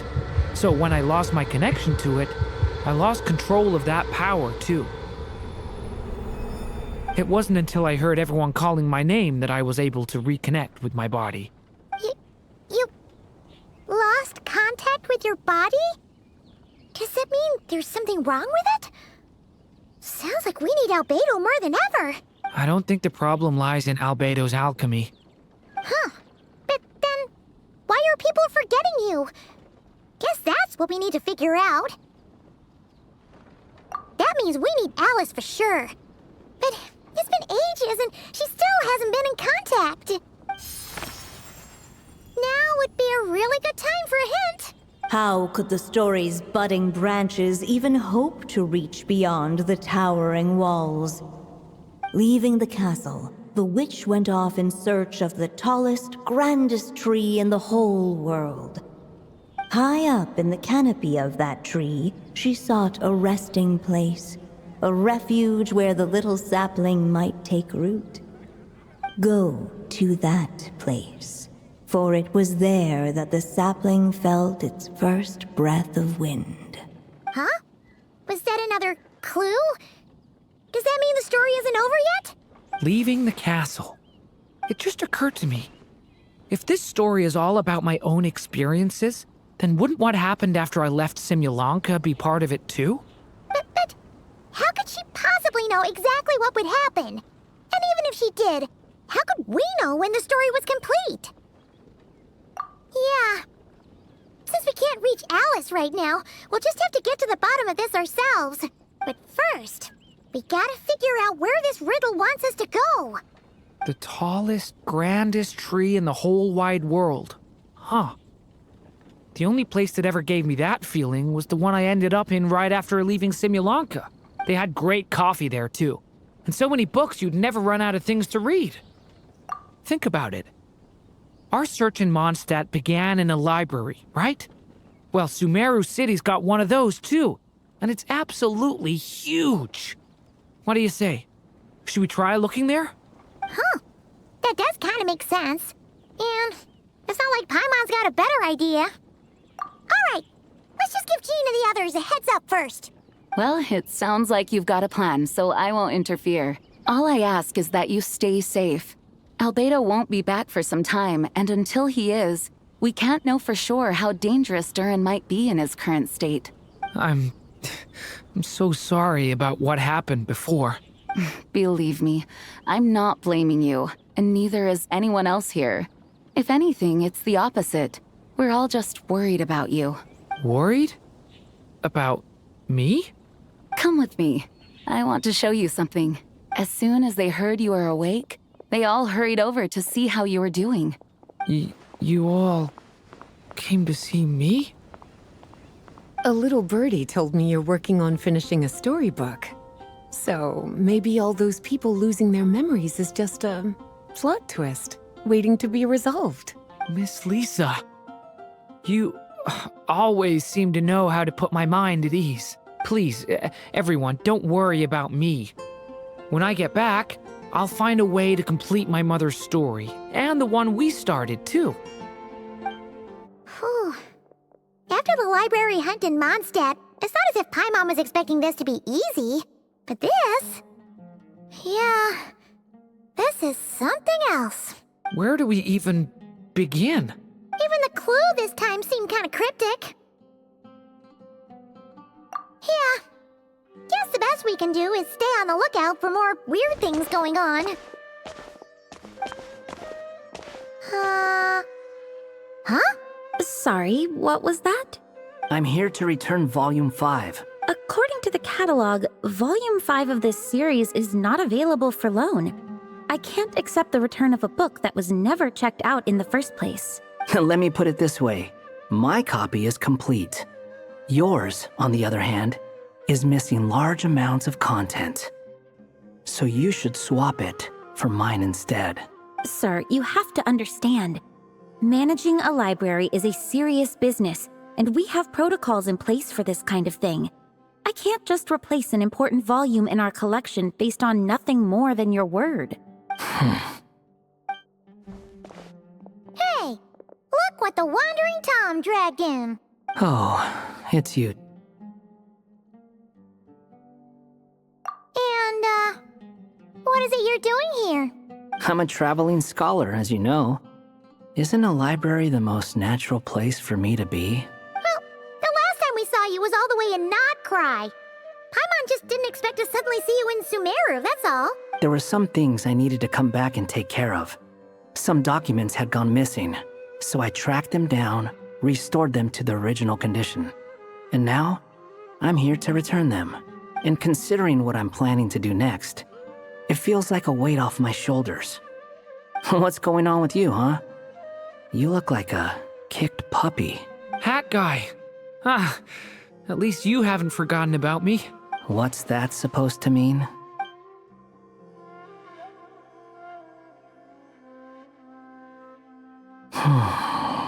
So it's been getting worse. Sounds like you know something we don't. After he left Simulanka, he spent some time traveling Sumeru with me.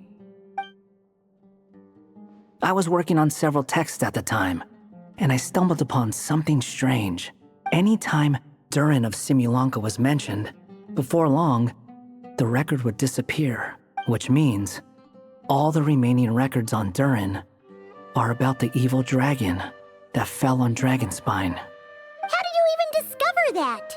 If I remember correctly, Hat Guy loved the time he spent in Simulanka so much that he started writing a travel log. That's besides the point. The fact is, you're not affected by the ley lines of this world. I'm sure you can grasp the implications of what that means. His case is different from mine. It's more like the world itself refuses to accept his existence. It started with a few written records, but now, it sounds like it's spread to people who never met him or didn't know him well. At this rate, the whole world might forget him altogether. The whole world? But that includes all my friends in Mondstadt, and even Hat Guy, too. So that's what you've been worried about all this time? Why didn't you just tell me? There are more important questions right now, like figuring out how to fix this. That mage clearly cared a lot about her child. She left that book behind for a reason. If you want answers, isn't that the place to find them? You think that didn't occur to us already? Problem is, we need to find the memory that unlocks the next chapter first. Mind if I take a look? I just want to know what secrets this book is hiding. Besides, I've run into a bit of red tape, so I've got time. Of course. Be my guest. So,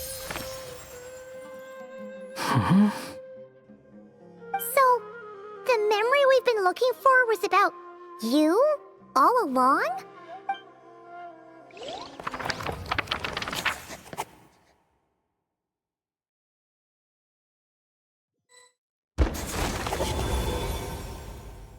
The little dragon became companions with a stray cat with dark blue fur.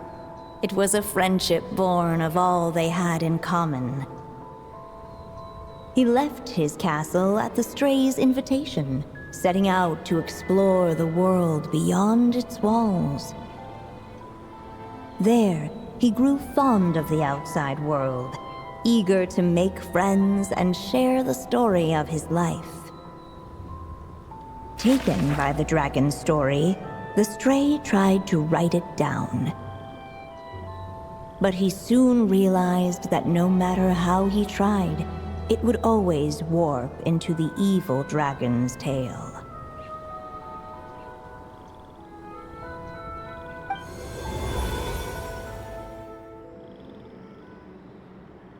So, this is the world where this chapter takes place? Looks like we're at the top of some kind of gigantic tree. This one must be about what happened to me when I first arrived in Tevat. No wonder the memory that unlocked it was about Hat Guy. Most of my memories from that period were. Hold on. Anyone want to explain how I ended up looking like this? Maybe you've become a character in the story too. You see me as a stray cat? A wandering Tom, to be exact. You should count yourself lucky. Of all Durin's friends, your character is by far the most memorable. Maybe it's because I've known Hat Guy for longer, so my impression of him is more vivid than the others. Vivid? Then how come you haven't changed one bit? Guess that means the impression the Traveler left was so vivid, it didn't need changing.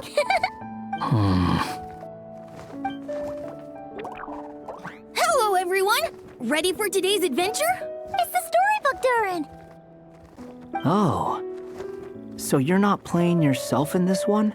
Does that mean the two of you have even more memorable roles to play?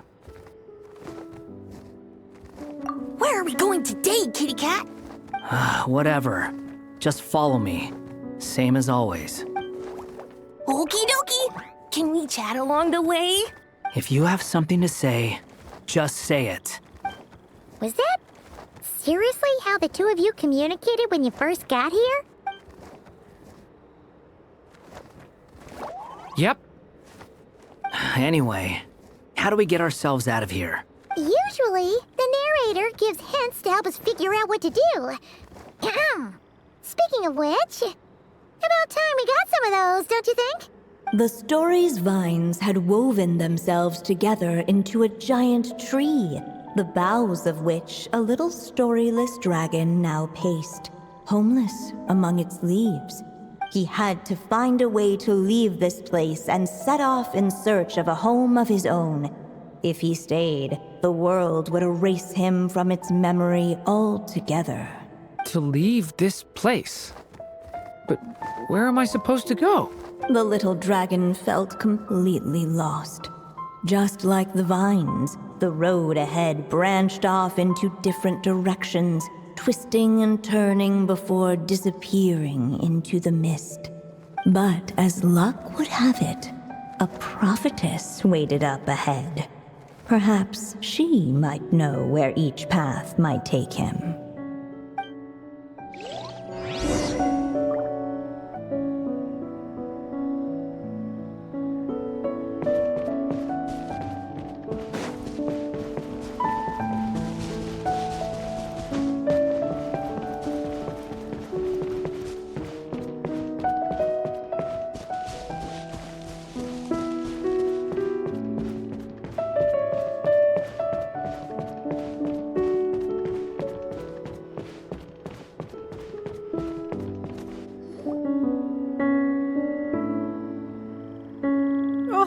You must be the little lost dragon.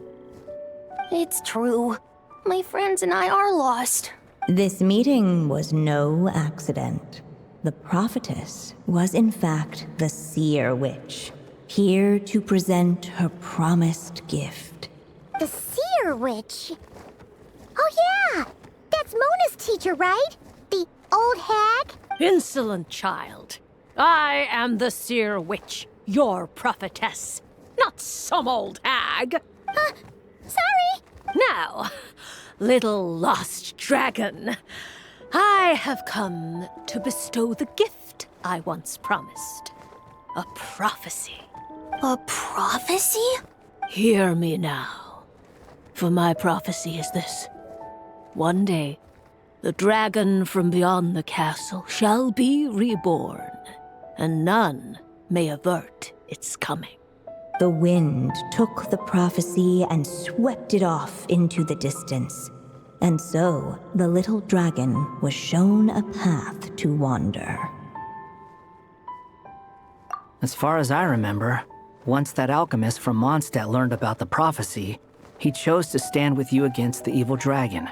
So, what does any of this have to do with you being forgotten?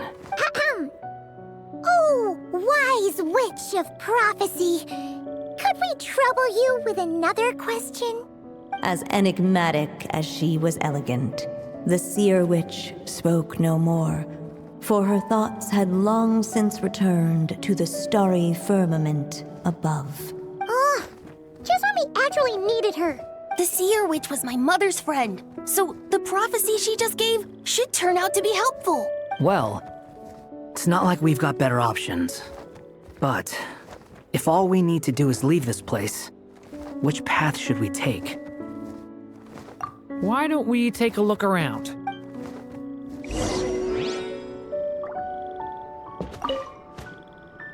As enigmatic as she...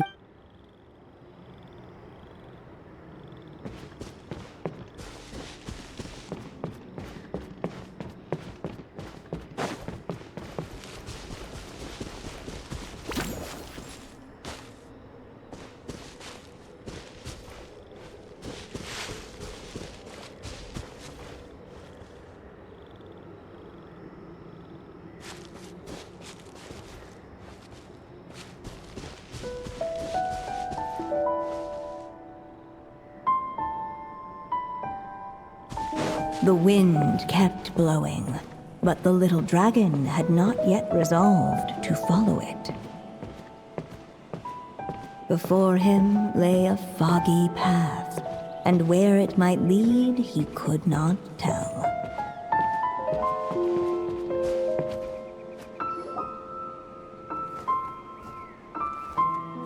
If we go this way, we'll be heading back to Mondstadt just like we planned. Out of all the options so far, this seems like the safest, right?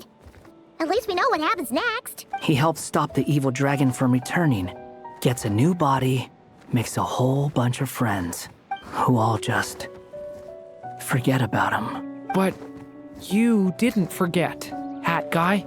I'm just saying, choosing this path wouldn't solve the main problem. You'd still end up being forgotten. Huh.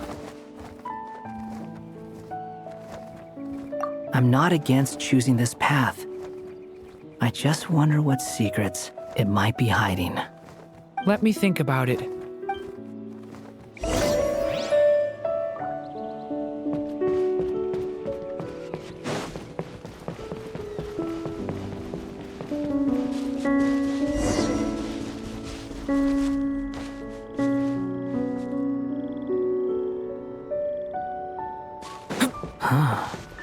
Looks like there's another path over here. The secrets he sought led the stray to discover another path forward, though it was... It seemed to lead away from this place, but each time he tried to follow it, the branches of the tail sent him back to the start. Huh. So the author managed to work this book into the story too. I'll hand it to her. This book is fascinating. What's going on here? When I first realized you were being forgotten by the world, I thought it might be because you spent too much time with me. In which case, the only hope of a cure would be to cut our ties for good. What makes you think that? Once upon a time, the stray tore apart his own story and was forgotten by the world beyond the castle. He believed the story had cursed him, and that his misfortune had rubbed off upon the little dragon. The story's curse. It was just a suspicion before. But now I think it's something we have to try. Wait, what do you mean? Try what? One of the story's branches is a path I can't take. If you follow it out of here, I won't be part of your story anymore. Considering what the strange magic in this book is capable of, making that choice could cut our connection once and for all. As long as there's a chance it might work, it's worth a try. He's not like me. He deserves for the world to remember him. Well, maybe Hat Guy has his reasons for thinking that way, but that's not the kind of decision I can make so easily.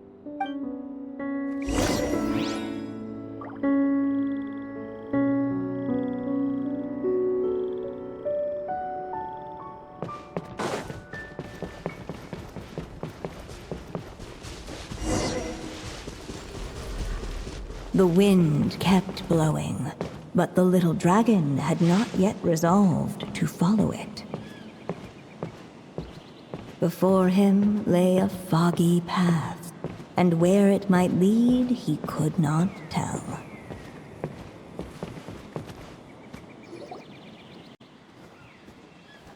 If we go this way, have all the options. He helped stop Hualj, but I'm just saying. Huh. I'm not against choosing this path. Let me think about.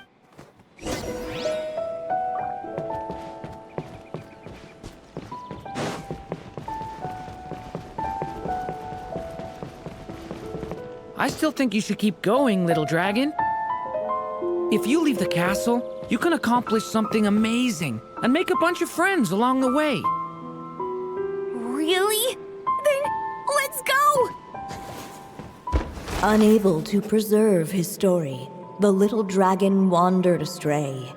Fortunately for him, a certain prophetess had left behind a prophecy to guide him.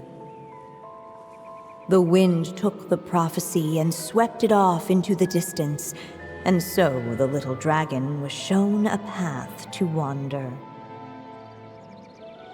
Following the wind's guidance, the little dragon made his escape. In turn, the prophetess affirmed the little dragon's choice, leaving an extra secret as her parting gift. Now that you've made up your mind, I shall keep my promise by explaining Fate's little trick.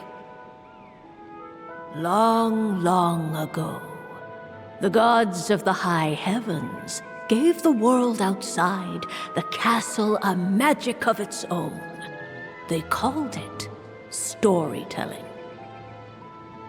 It was a magic of almost unshakable power that governed how people met, grew close, and understood one another.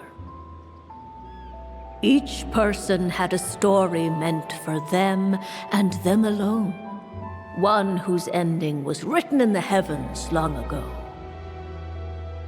In truth, your story and the evil dragons are simply two versions of the same tale, and that is something the magic of storytelling cannot abide. Beyond the castle's walls, your story cannot take root, for the evil dragon's tale has done so already.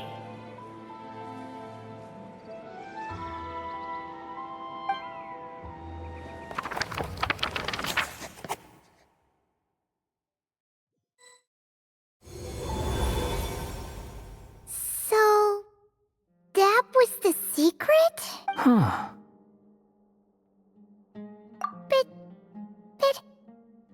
What does that mean? You still don't get it? Simulanka Durin and Tevat Durin share a special kind of connection. Their fates are mirror images of one another. While they were in two separate worlds, there may have been some mutual influence, but their fates were independent. But when Simulanka Durin came to Tevat, a version of his fate already existed there. So, how can two fates exist at the same time? The answer is, they can't. The rules of this world don't allow it. You can't return a book you never checked out in the first place. So, what's Durin supposed to do? Those mages seem to have come up with quite the ingenious solution.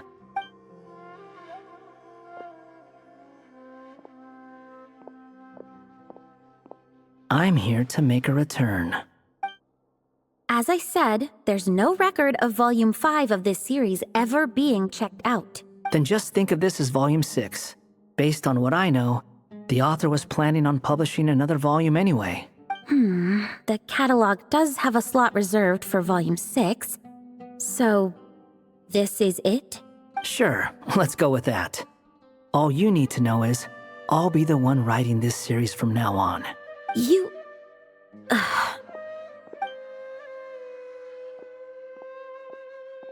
are you up to this time? Remember the red tape I mentioned before? Well, I just took care of it.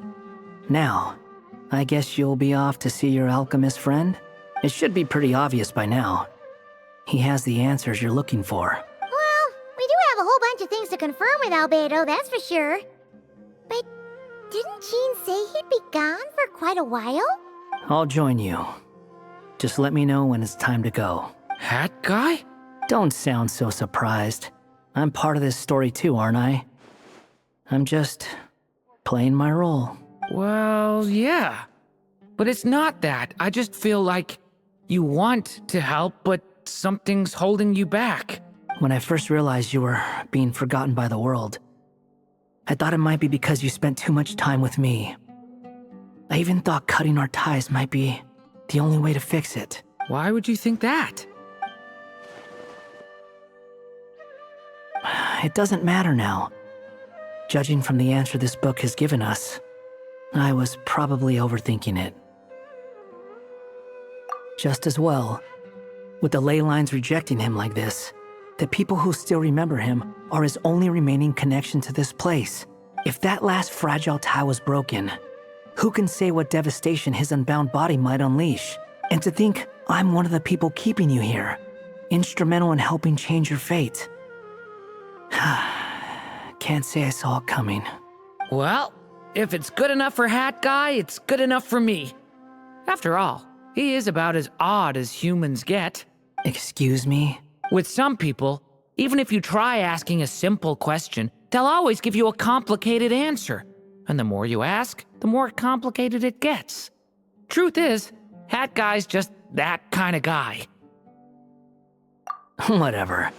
All I needed was a yes or no, so we can quit it with all the back and forth.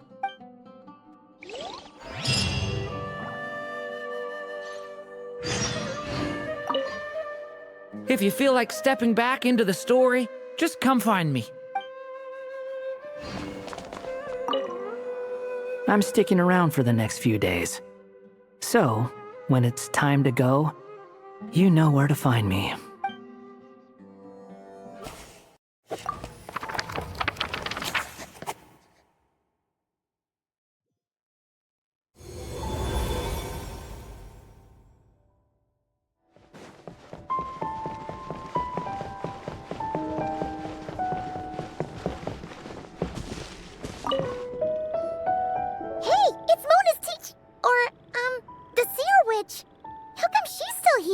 Who goes there?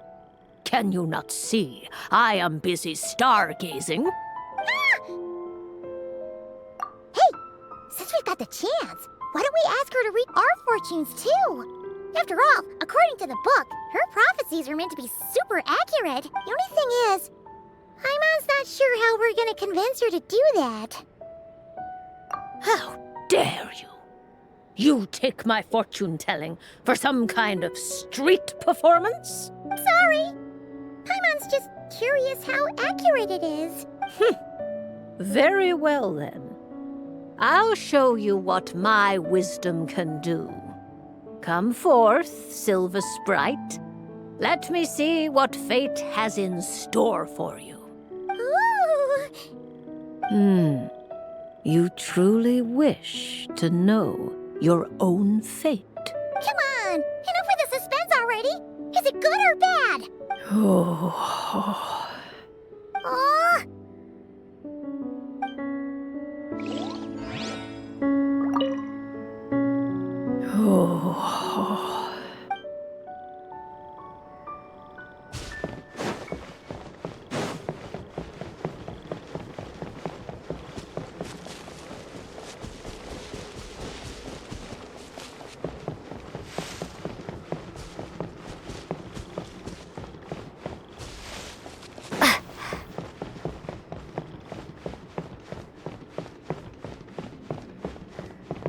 So this is the other Durin, huh?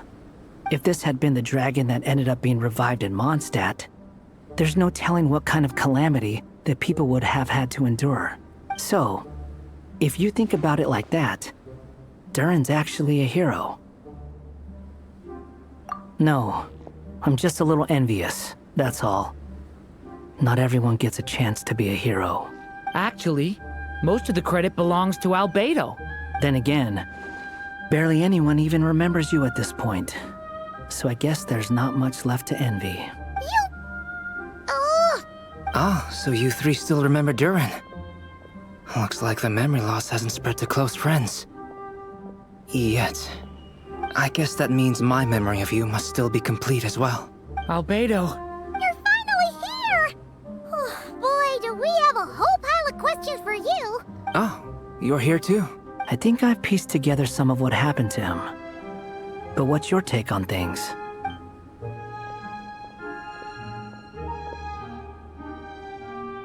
Master Jean filled me in on what happened, and I've got a few theories. But let's get on the same page first.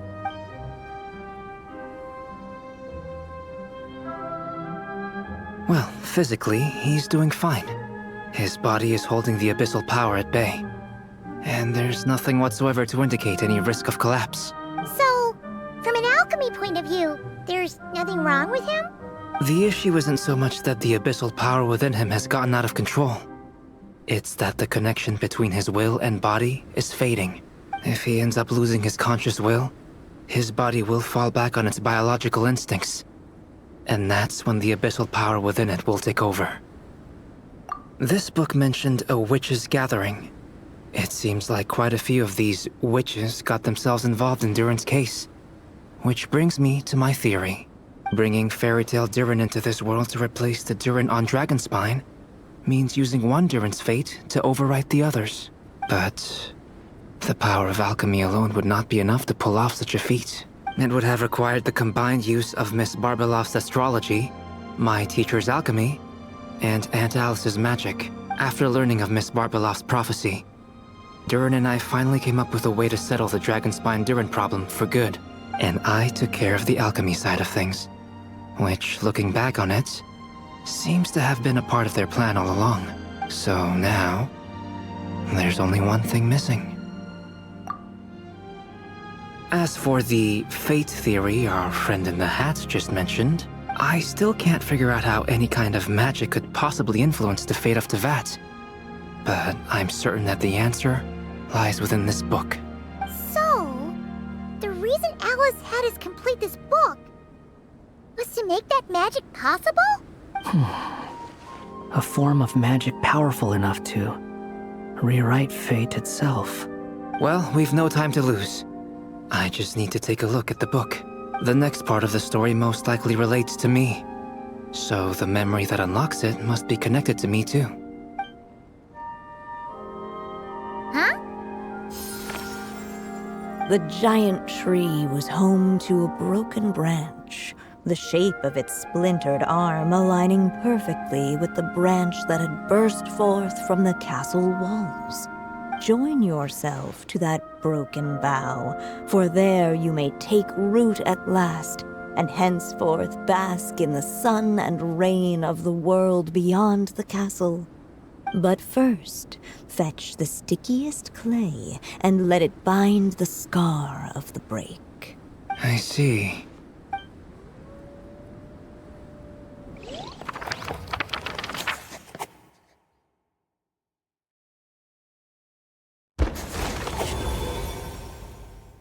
Guided by the breeze, the little dragon arrived at an alchemist's workshop.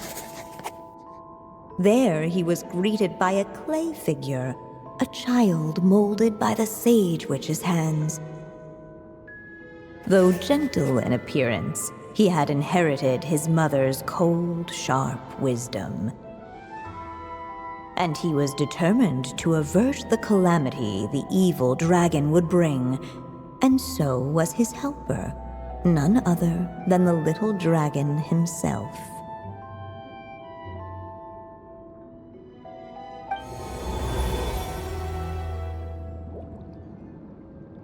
What is this place? It looks like it's modeled after an alchemist's workshop. Or rather, a cliched stereotype of one. Albedo? Hold on. Why do I look like this? Oh, yeah! We forgot to tell you. Basically, the characters in the story are reflections of how Durin sees them. At least you're still human-shaped? Well, since Cat Guy has taken on a different appearance too, that must mean the two of us are both characters in the story. But you, Paimon, and Durin haven't changed at all. You must be special figures in some way. I'd like to know more about that too. But seeing as none of them can explain it, let's just concentrate on moving the plot forward.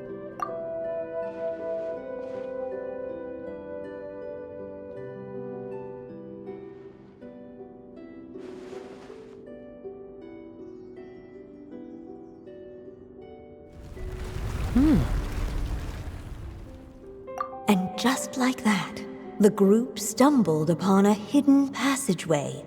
Intricately crafted, it seemed to lead them towards another exciting chapter of the tale. Come on! What are we waiting for? Next chapter? Here we come! Ouch!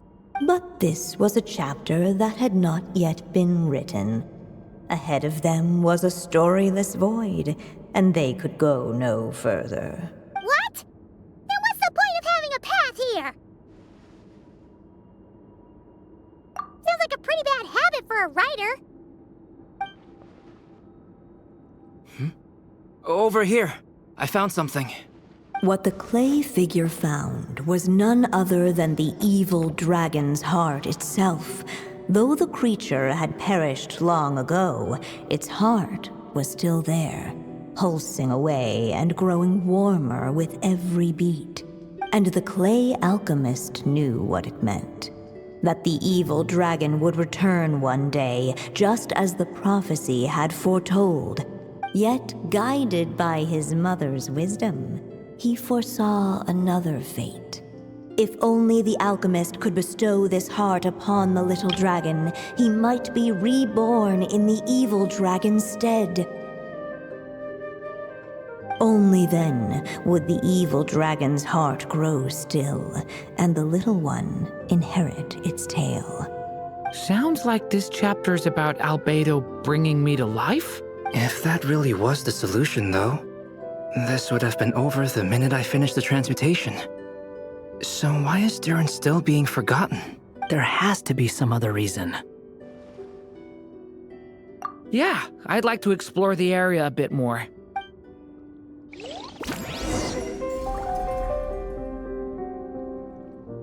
Unless the little dragon kept moving, eventually he would be forgotten.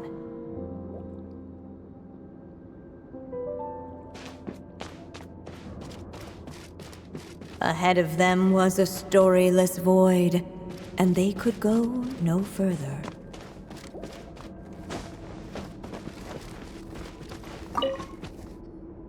There you are. Oh! Hello there! Hey! It's Mini Durin again! What are you doing holed up in here? I was worried I'd scare everyone off, so I've been hiding out here all this time. You must be really nervous, huh? I guess I am a little nervous, but I'm also excited! I'm gonna get to stop the evil dragon and even become a human! It's all thanks to that clay man. He's the one who talked me into it. And once I'm a human, I'll be able to make loads of friends and do tons of important things! You'll make lots of friends, that's for sure. And go on many unforgettable adventures. I'm so glad to hear it! The only thing is, the clay man said becoming human isn't gonna be easy. So I'm feeling a little anxious too. He's right about that. Even if you manage to become a human, there will always be tougher challenges on the road ahead. Really? But even so, your friends will be there to help you. Oh? Then I'm not afraid. Funny, isn't it? After talking to you, I'm not afraid anymore either. So, are you ready now? Yep, I'm ready to become a human. What the clay figure found was none other than the evil dragon's heart itself. Though the creature had perished long ago, its heart was still there, pulsing away and growing warmer with every beat. And the clay alchemist knew what it meant. That the evil dragon would return one day, just as the prophecy had foretold. Yet, guided by his mother's wisdom, he foresaw another fate. If only the alchemist could bestow this heart upon the little dragon, he might be reborn in the evil dragon's stead. Only then would the evil dragon's heart grow still, and the little one inherit its tale. At last, the little dragon accepted the evil dragon's heart, and a new life came into being. The evil dragon's heart beat in his chest, and the little dragon's soul guided him forward. Thus did the prophecy hold true, even as fate had been rewritten, and so was the little dragon born anew.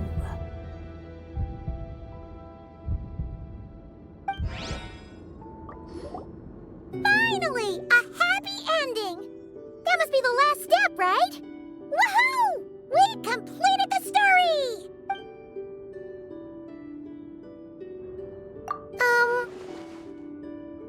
Born anew, the little dragon set off once more, his story far from over. Huh? So, that wasn't the end? What comes next might be the most crucial part of all. The real last step. If fate really is as devious as they say, then I say, show us what you've got. Wow! You're all so serious all of a sudden.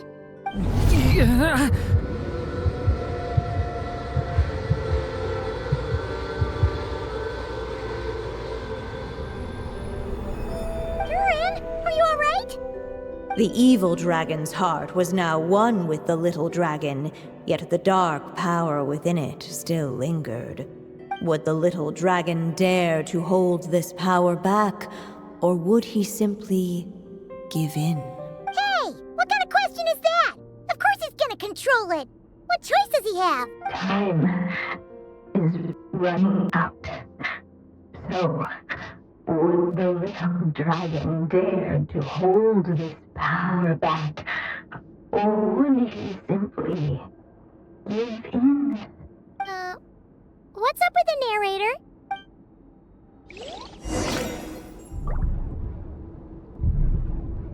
Would he dare to hold this power back, or would he simply give in?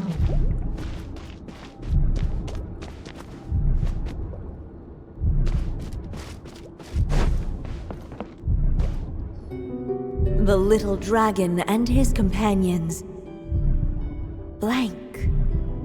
Blank again. Huh? What's going on? Are we running out of ink? Once the ink runs out, is that the end of the story? I had a feeling this would happen. What's happening to the others? Now that the story's ink was spent, all that lay ahead were blank pages.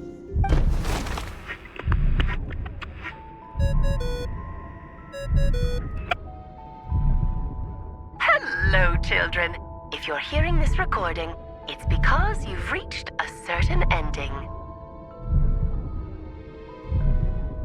You may have noticed that little Durin's experiences have been written into the pages of this book.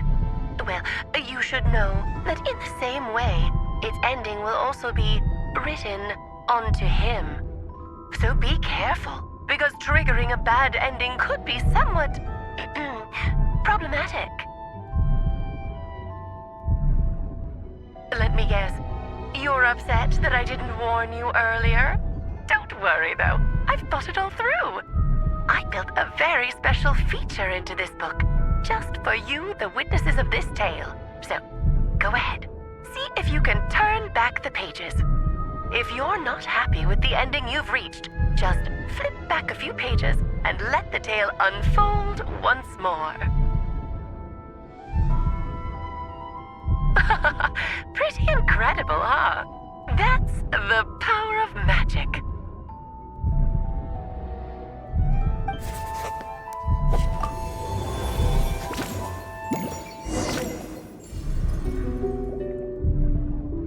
Would he dare to hold this power map? Or would he simply give? Returning to the castle. I just never thought crossing over into a new world would create so much trouble. All I wanted was to make some friends. I'm starting to think I kinda miss being in Simulanka. You might look back on it with fondness, but if I were you, I wouldn't miss it. Why? Sometimes, moving on with your life comes at a cost. But that's better than going nowhere at all. You don't have to worry, Durin. No matter what problem you face, there will always be a solution. Okay. Sometimes I wish I could just go back and see it again.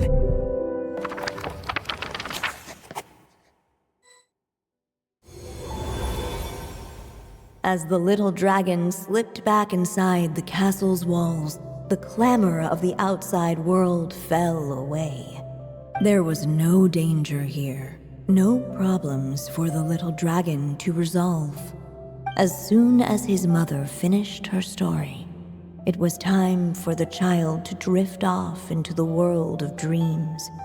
And so the story ended, with the little dragon fast asleep in his castle, just like he had never even hatched. What's going on? I feel so weak. Hey, what's happening? Durin, wake up! But, this can't be how it ends. Durin promised to bring back everyone's memories. There's no way he'd accept an ending like this.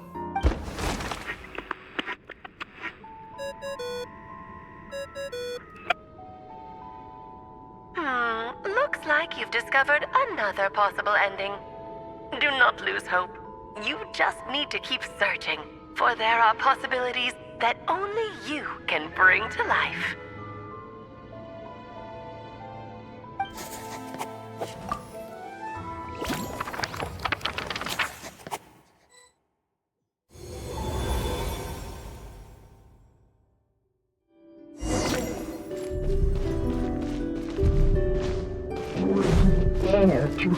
Ahead of them was a storyless void, and they could go no further.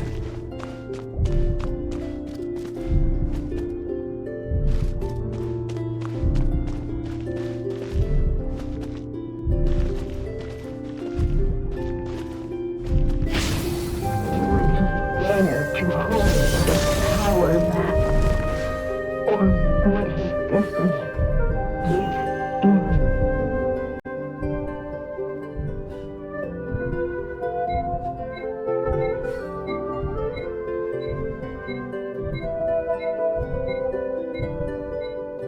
Each day is a new pain. Would he dare to hold this power map? Or would he simply...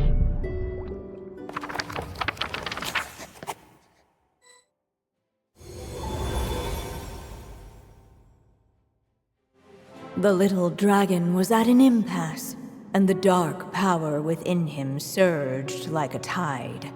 Unchecked, the darkness engulfed everything around it, including the little dragon's soul.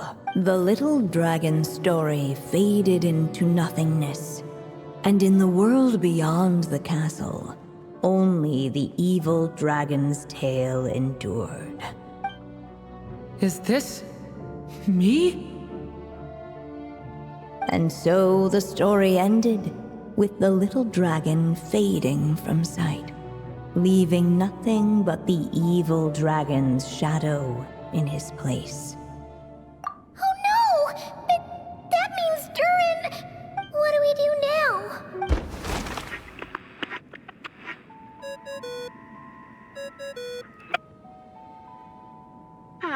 Looks like you've discovered another possible ending. Do not lose hope. You just need to keep searching, for there are possibilities that only you can bring to life.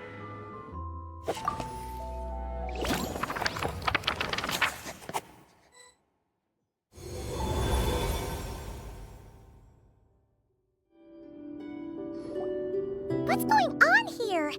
Why isn't the story letting Durin just suppress the abyssal power? It keeps getting stuck.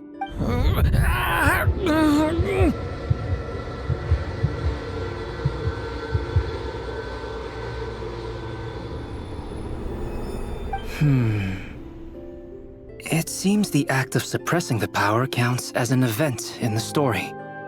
In other words, we would need ink to write it in. So, what now?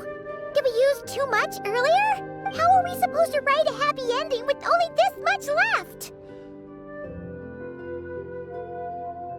But... Well, this is Durin's story. As long as he's alive and well, why should it end?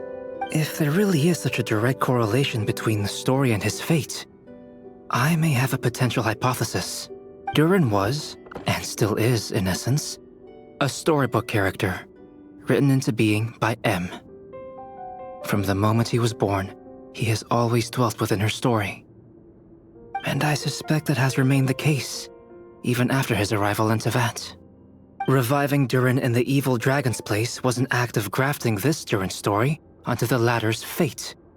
In essence, that is how his fate was rewritten. But there is a fundamental difference between a being's story and its fate. As Miss Barbeloth reminded us, the fate of every living being in Tevat has been woven into the fabric of time. Its most natural path, therefore, is to proceed along its given track. But Durin's story, on the other hand... As Durin's connection to this world wore thin, not only have people started to forget him, he started to lose control of the abyssal power within. In other words, his story can't continue, because the author's ink is drying up. That's what it seems like to me. It would seem the little dragon had made a group of fine friends indeed. Save it. The question is, are you here to help him, or stand in his way? This is as far as the story can go. What path will you choose? I suppose the final decision is up to me. It's hard to believe I never actually left my mother's story. If that's true, I'd like to go there and see for myself. By there, I take it you mean the blank pages of the unwritten chapter ahead? But we still don't even know how Alice's magic works. If Durin belongs inside the story, then going outside of it to some unwritten part, isn't that too risky? I'm not afraid. I second that. It would seem this is one answer you need to go seize for yourself. So be it.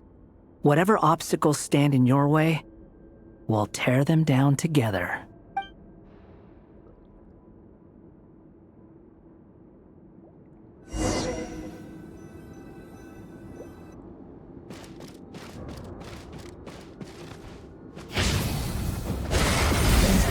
That invisible one.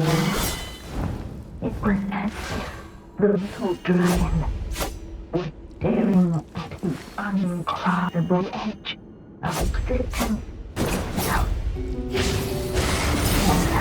And all of a sudden it began to fracture, as if struck by some transcendent realm.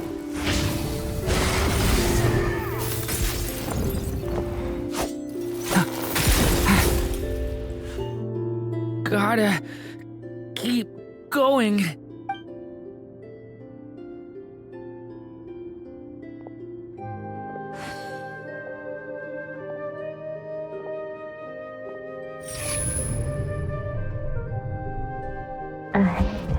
Lies only a storyless void.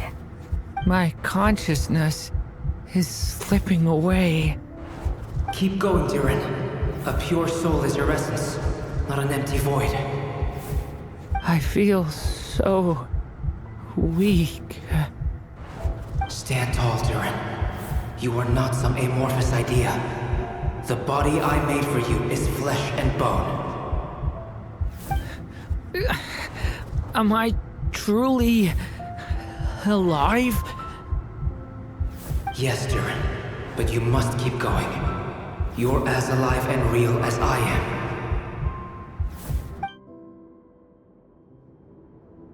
I can't feel a connection. You're not alone in this world, Durin. At the very least, you have me. I can't remember anything. Who am I? Your name is Durin, and there are many who still remember it. My name is Durin. You're taking too long. Come on, Durin, run! In this world, fate waits for no one. Wait! Where am I meant to go? What am I supposed to do? Go make your wish come true, Durin. My wish?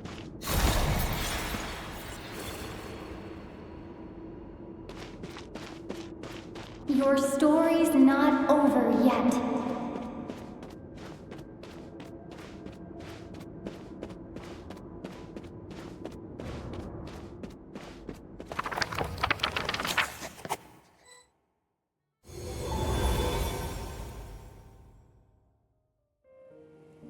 Silence, huh? Have you nothing to say about my proposal? Let me get this straight. You want to graft your story onto this unfinished thread of fate, and in doing so, not only rewrite that fate, but allow the story to live on. Quite the brilliant idea. Still, the story's survival depends entirely on whether the author keeps writing. Exactly. And the moment foretold by the prophecy is still centuries away. I see. I thought my own ignorance might be the problem. That I'd asked more of the noble science of alchemy than it could ever deliver, or that I had failed to discern the heavenly signs and grasp the secret truth underlying the prophecy. Little did I imagine that time itself would prove to be the greatest hurdle of all. Well, my friend, this has been a most intriguing experiment. And from an academic perspective, at least, I don't think it was a bad proposal. Someday, the prophecy will come to pass. So remember, my friend, much like the stars themselves, there will always be something that transcends the test of time. Thank you, everyone. You've helped me so much already. But, Alice, I still have one final favor to ask of you. Will you lend me your magic one last time, just enough for me to keep his story alive until the prophecy is fulfilled? You mean you want me to extend your lifespan? No, not in that sense. As Rheindotter once told me, the laws governing life and death are among the most unyielding in this world. I'm well aware of that. Whether it lasts a day or an age, the span of one's life is determined by fate alone. If I tried to breach that law by force, I'm afraid I would lose what makes me human. This is not a path I want to go down. If I am to die, then I shall die a human. So, what is it that you want me to do? I would like you to send this pen of mine into the future. I see. Then perhaps there really is a way I can help.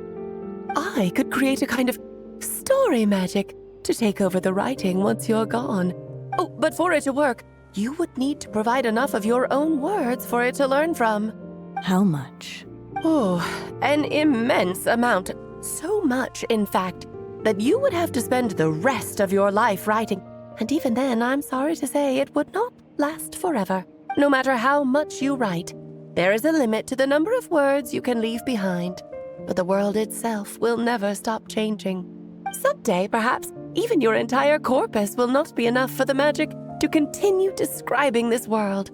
And when that happens, the story will end. Still, it's worth a try.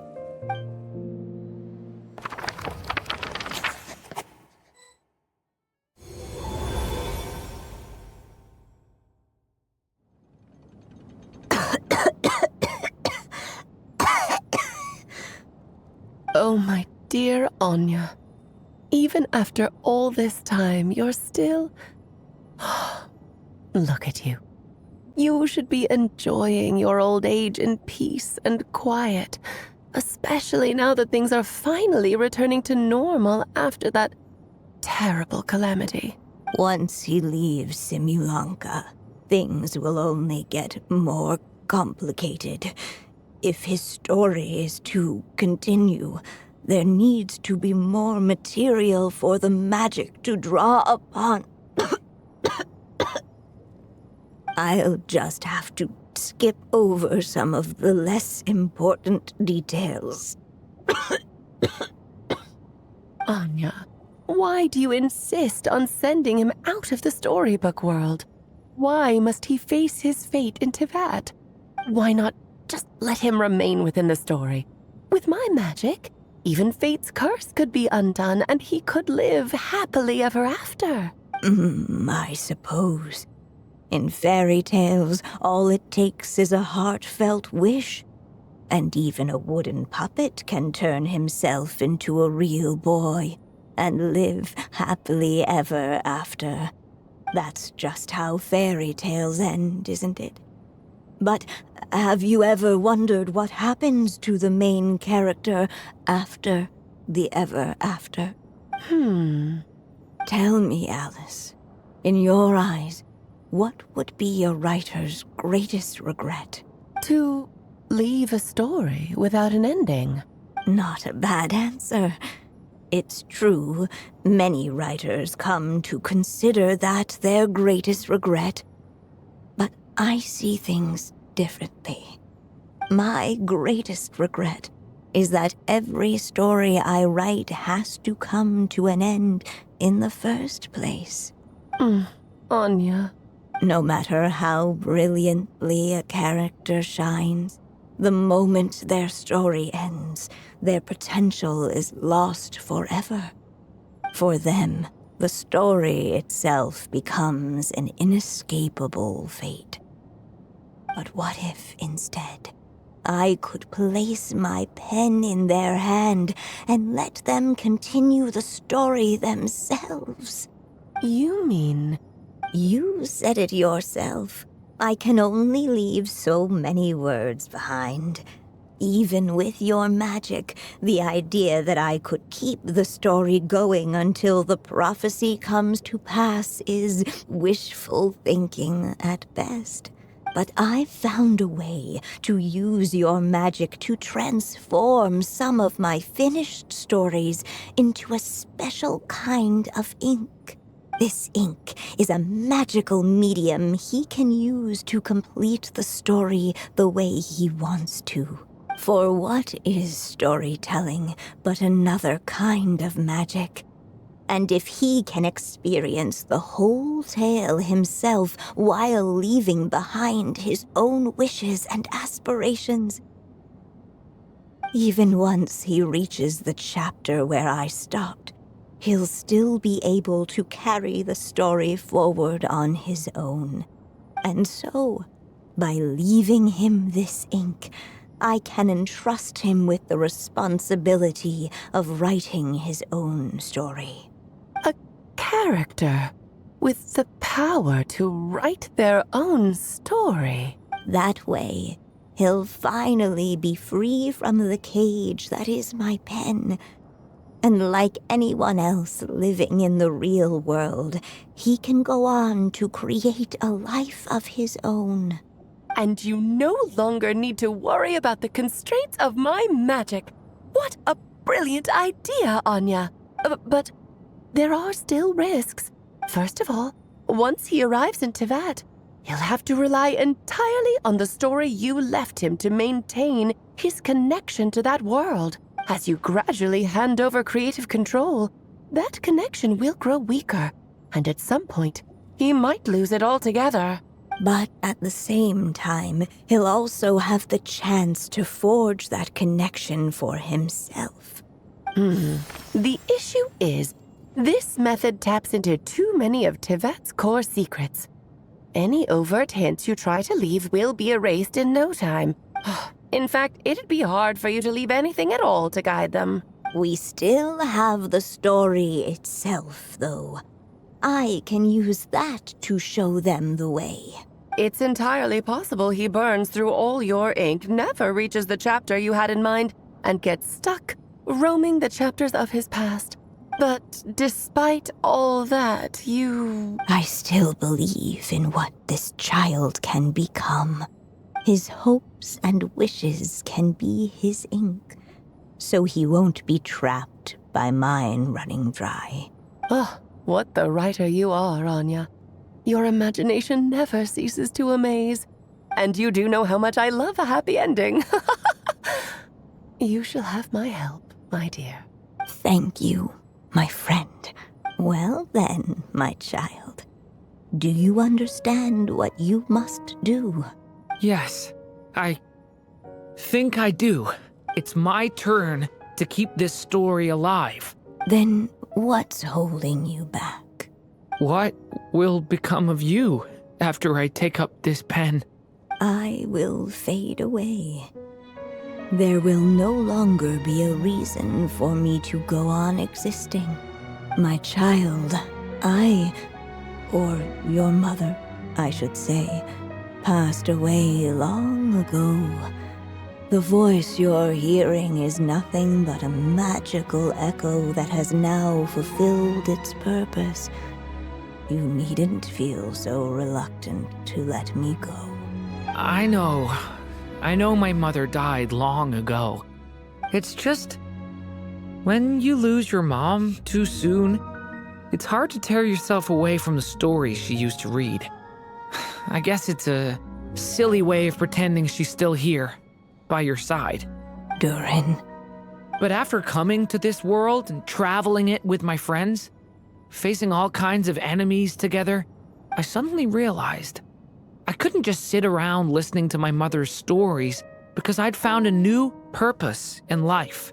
Maybe this is just what growing up feels like. With all my new friends waiting, it's time I finally set aside my mother's storybook. I'm ready to grow up now, Mom. Then take this. A gift I should have given you a long time ago. You've witnessed this story from the very beginning. Made your wishes, offered your blessings, and even wrote your choices into its pages. From here on out, this pen is yours. Now I ask of you, the other pillar of this story, as both its reader and its witness, will you turn the page so the next chapter can begin?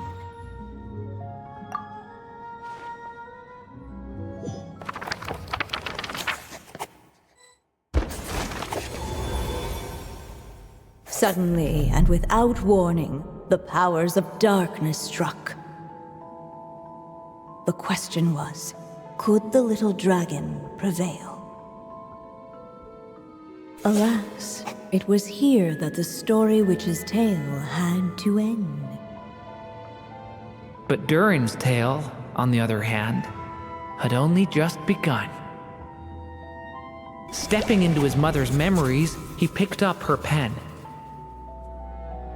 And so the story that was ending began anew. He had made up his mind to challenge the fate that barred the way ahead.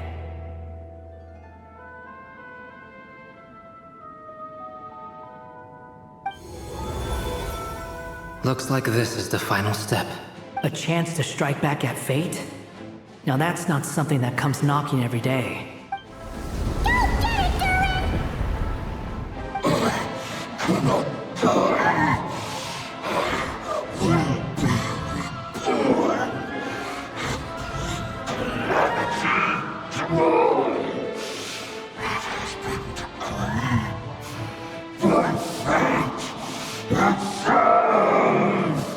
No, that fate no longer defines me.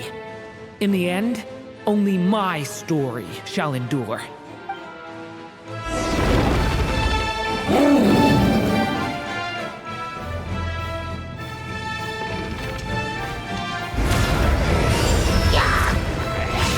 Stay back!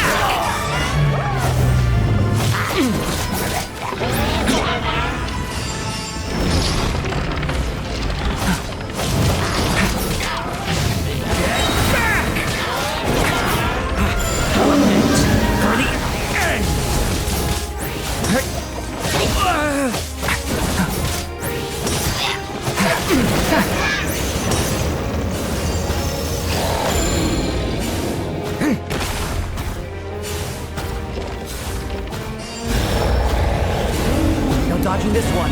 Here, I'll help lift you up.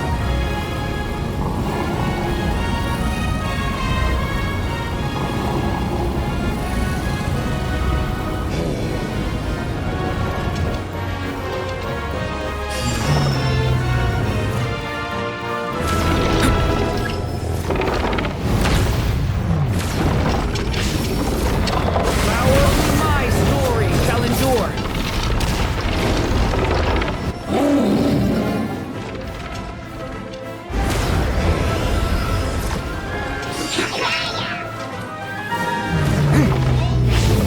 Thunder!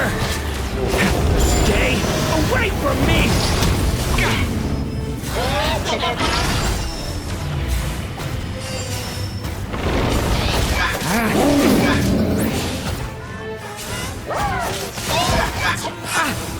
Devouring claw!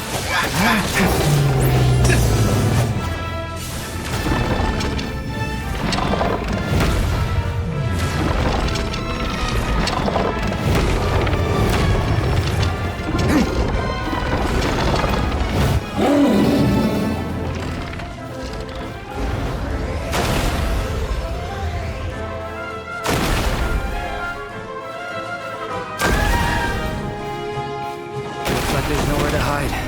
Here, I'll cover for you.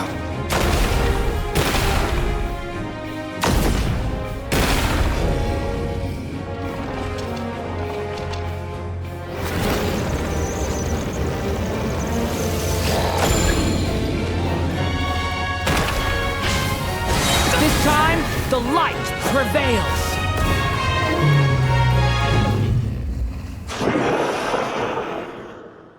Thank you, Mom. And so it was that Durin defeated the darkness and rewrote his fate. But his story is far from over.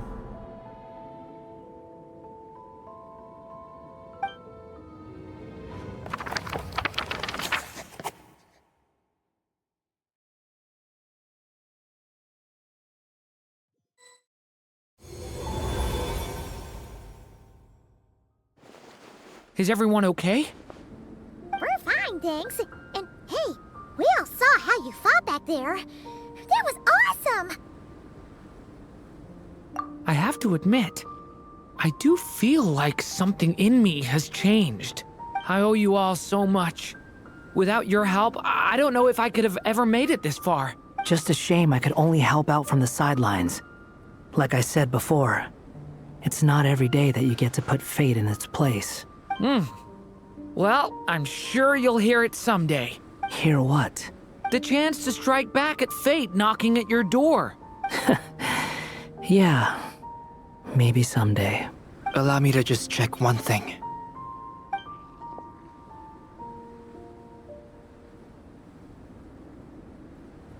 Yes. The abyssal power within you has stabilized again. And those strange symptoms you were experiencing seem to have completely disappeared. Oh, thank goodness! I wonder what it means, though. Aside from the principles of alchemy, what other law of this world governs his being? Look, it all turned out fine, so just leave it at that. Now that this one's out of danger, it's time for me to get out of here. You're leaving so soon? What, don't humans usually throw a party after something like this? A party? Do I look like that kind of guy? Anyway, come find me again next time you're in trouble. That's what friends are for, right? In a way, though, he is right. This is Durin's moment to celebrate, not the time for academic discussions. Hey, I don't blame you for asking. And honestly, I'd be perfectly happy to talk about it. It's just, I wouldn't even know where to start. It's all right. I'm sure we'll get a chance at some point. After all, your story's only just begun. Mm-hmm. All right then. Traveler and Paimon, we'll part ways here. Given the extraordinary nature of the things we witnessed today, I need to make sure it's all recorded properly. Okay, see ya! So, it's party time next? Huh?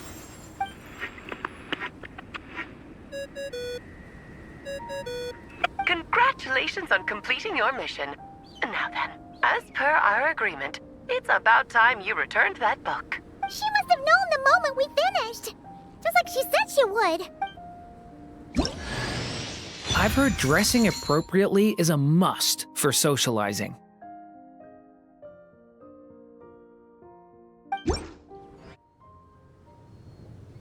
Oh, my writer and witness. It's been quite the journey, hasn't it? You had special plans for the Traveler from the start, didn't you? But of course, that goes without saying. For a story to live on, it needs both a writer and a reader. Only then can my magic take effect. I chose the Traveler as the witness because of the special nature of who she is. It's not easy finding someone with that kind of background, you know. For a moment, I even considered taking the role myself. At least it made for an interesting story, right? Huh? What are you doing here, tone-deaf bard? With the Hexen Circle carrying out such a risky experiment in Mondstadt, it didn't cross your minds that the Animo Archon might be slightly curious? Sorry for the trouble, Lord Barbados. Think nothing of it. I dare say the Animo Archon quite enjoyed coming along for the ride. Now then, as agreed, let us see the fruits of your labor. Here, please take a look. Well, well, well. Somehow, despite all my careful planning, it still turned out to be full of surprises. It never even crossed my mind that Rhindotter's child would be capable of handling that kind of alchemy in her stead. When he asked for help with the materials, oh my, I nearly couldn't believe it. If only the others were here too. We could all celebrate together. I'm right here, you know. The only one who hasn't responded is the one busy stuffing her face over there. Is that you, Barbie? A little late to the party, don't you think? Come here, child. Let me take a closer look at you. All right, Aunt Seer Witch. Here I am. Just as I thought. This child's fate does not appear among the stars. Anya has accomplished what almost no one before her could. What does that mean? Child, all you need to know is that you're very lucky indeed. Oh.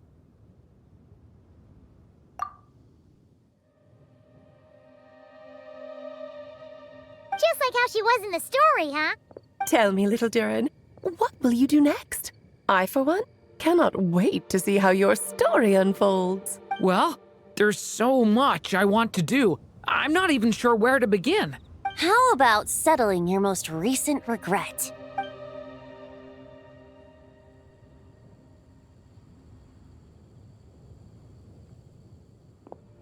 Not so fast, tone-deaf bard. What exactly did you just tell Durin to do? To make a long overdue wish come true. Thank you once again, Alice. How much time do you have left?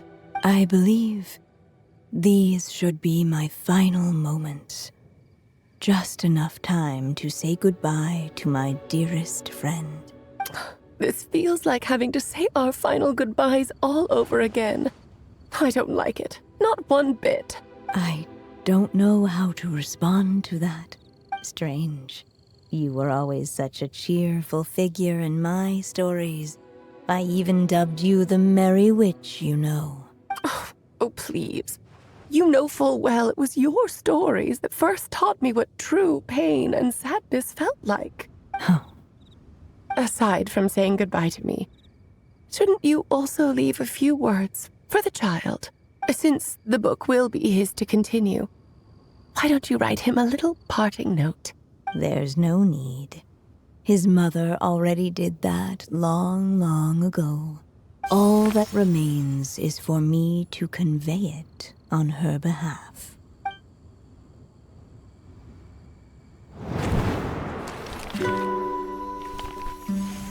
My child, these may be the last words I get to leave you. I've always thought of the characters in my stories as my children, loving each one of them, just like a mother would.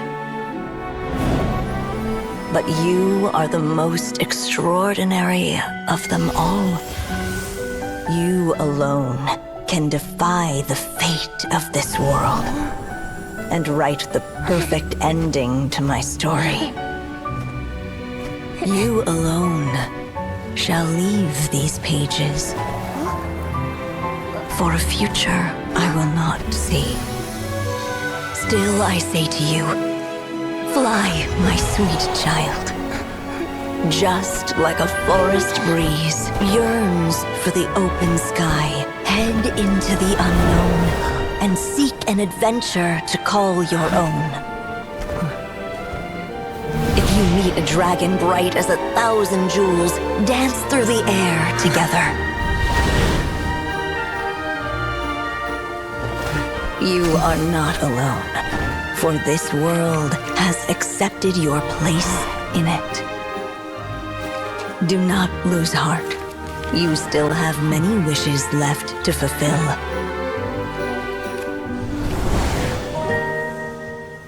A long tale awaits you, my love. Let songs and flowers be the ink that fills its pages. Take my pen and use it to continue your story.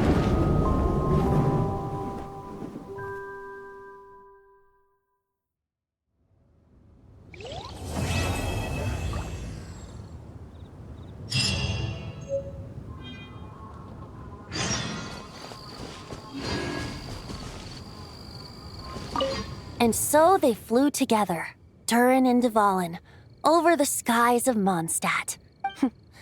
Who'd have thought such words could ever have described a happy ending, huh?